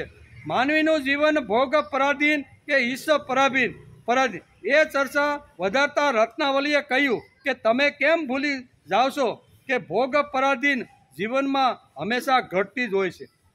ભોગ માણસ તરફ વળે તો ભોગ બધાય ખલાસ થાય, માણસ પણ ખલાસ થાય, પણ ભોગો તો પાછા ઊભા રહેવાના, નવા નવા ભોગો તો ઉત્પન્ન થવાના છે. ભોગવનાર ખલાસ થશે, મરી જાય, પણ ભોગ તો દુનિયામાં રહેવાના છે. જેમ કે એટલે કે ભોગેશ્વર્યા, આ શ્લોકની અંદર ભગવાન કહે છે કે ભોગેશ્વર્યા પ્રસક્તાનામ તથા પહ્યતો ચેતજામ વ્યવસાયાત્મિક બુદ્ધિ સમાધો ન વિધીયતે. ભગવાન આ શ્લોક અર્જુનને સમજાવતા બહુ સરસ રીતે વર્ણન કરે છે કે ભોગેશ્વર્યા, ભોગ જીવનમાં માનવી જીવનનો હાસ થાય છે.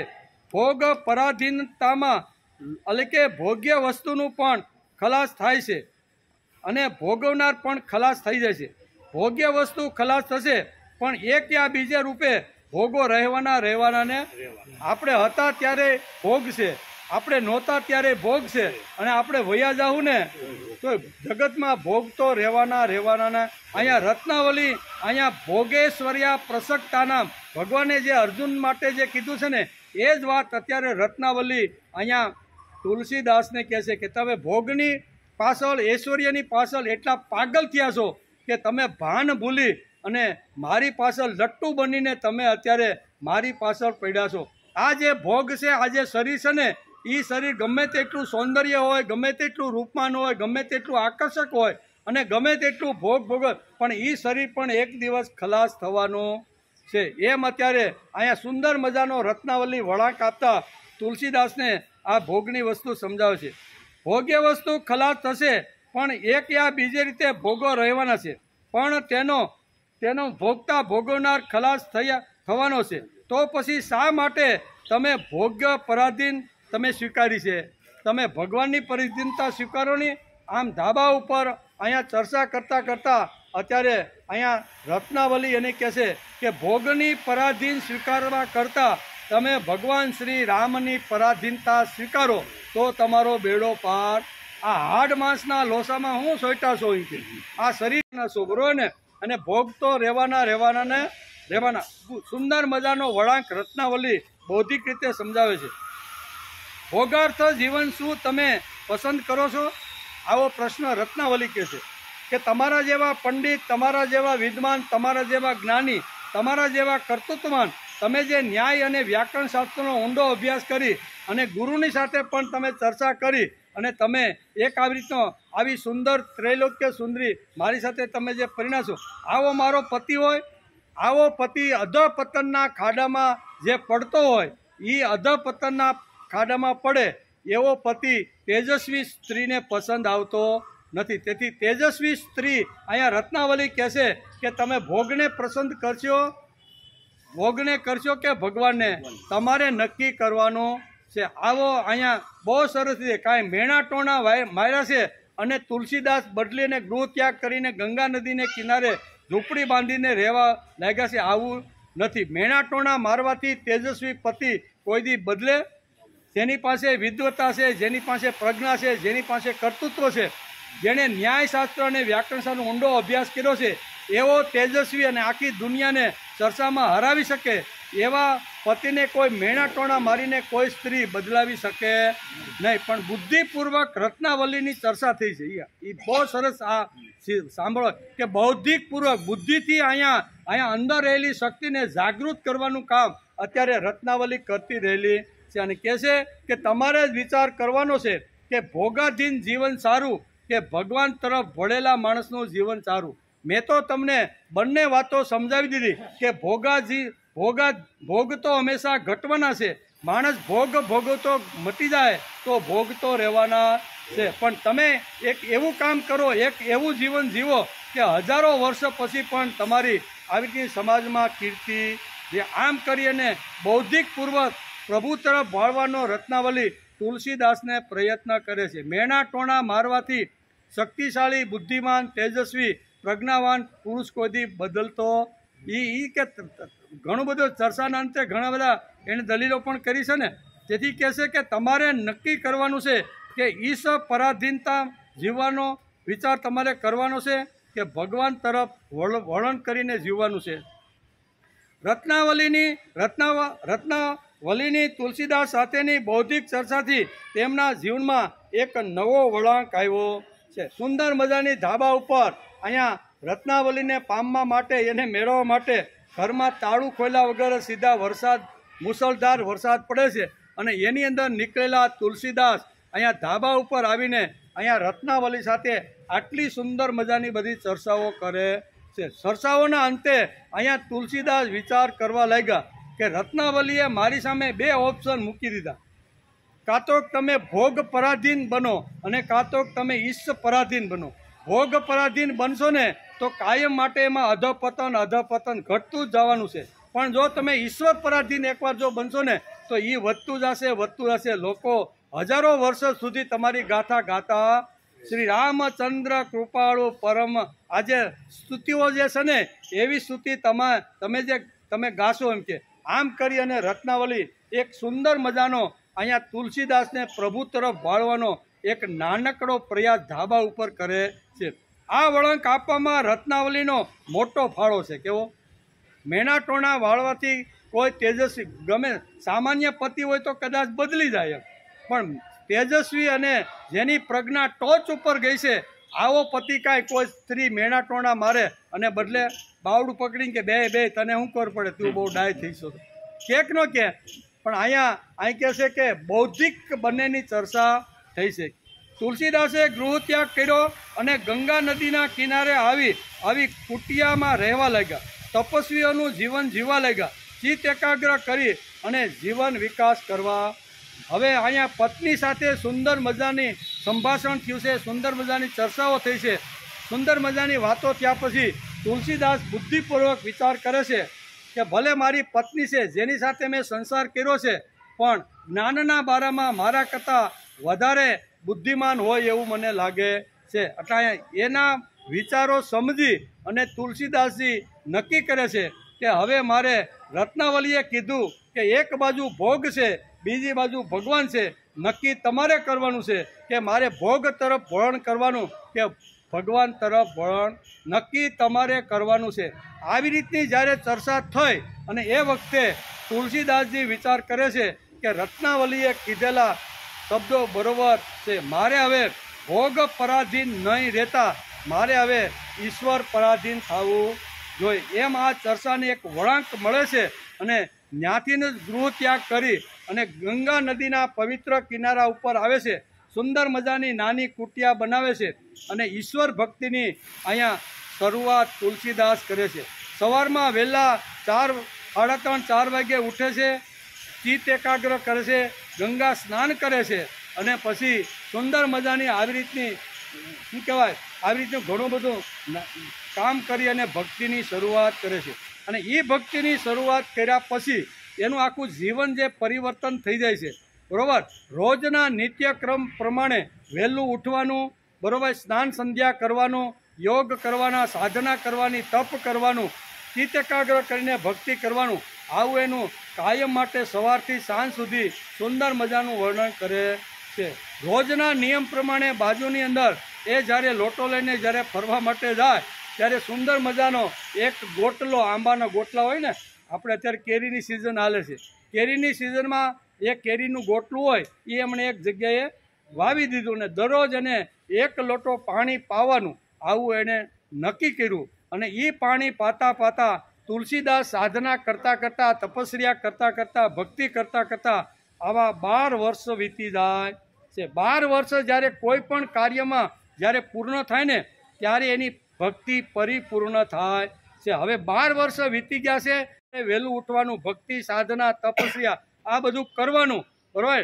એમ કરતાં 12 વર્ષ વીતી ગયા અને 12 વર્ષ પહેલાં જે કેરીનો ગોટલો જેણે વાવ્યો હતો, રોજ એને પાણી પાઈને નમસ્કાર કરતા હતા, એ વટવૃક્ષ પણ એટલું મોટું થઈ ગયું. એટલું મોટું 12 વર્ષની અંદર એ આંબાનું ઝાડ એટલું મોટું થઈ ગયું, બરાબર? અને પછીની જે ઘટના ઘટે છે ને એ અજબ ઘટનાઓ ઘટે છે.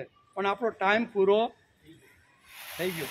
ઐશ્વર્યની વાતો હજી અહીંયા, હવે ભોગની વાત અહીંયા સુધી આપણે ભોગેશ્વર્યા 2 વાત અહીં શ્રીમદ ભગવદ્ ગીતામાં અહીંયા ભગવાન અર્જુનને સમજાવવા માગે છે. એટલે ભોગની આટલી વાતો થઈ. હવે બાકીનું જે ઐશ્વર્ય જીવન છે, ભગવાનને પણ મન થાય કે મારા દીકરાને ભેટવા માટે આવું, એવી રીતનું જીવન જે શરૂ કર્યું છે એનો બીજો વિભાગ ઐશ્વર્ય, ભોગાશ્વર્ય. અને સંધિ છૂટી પાડી આ શ્લોકની તો ભોગ અને ઐશ્વર્ય 2 વાતો તુલસીદાસના જીવનમાં આપણે જોવા મળશે. એમાં પહેલા ભાગની વાત આપણે કરી, બીજા ભાગ જે ઐશ્વર્ય એના પછીનું આંબાના ઝાડનું 12 વર્ષનું જે વૃક્ષ છે એની અંદર પિશાચ આવીને રહેશે અને એની જે ચર્ચાઓ થાય છે ને એના પછીનું જબરદસ્ત જીવન એને આખું શરૂ કર્યું છે. ગંગા નદીના પવિત્ર કિનારા ઉપર એણે ઘણું બધું મોટું કામ કર્યું છે, પણ ટાઈમ પૂરો થઈ ગયો એટલે એની ચર્ચા થોડીક અધૂરી તો રહી જ, પણ કાંઈ વાંધો નહીં. આપણે ક્યાં ઉતાવળ છે. ઐશ્વર્યની જે તુલસીદાસનું જે ઐશ્વર્ય કેવું હતું, બરાબર, એની વાતો અહીંયા બહુ સરસ રીતે પાંડુરંગ શાસ્ત્રીએ વર્ણન કર્યું છે. એનો વિચાર આપણે આવતીકાલે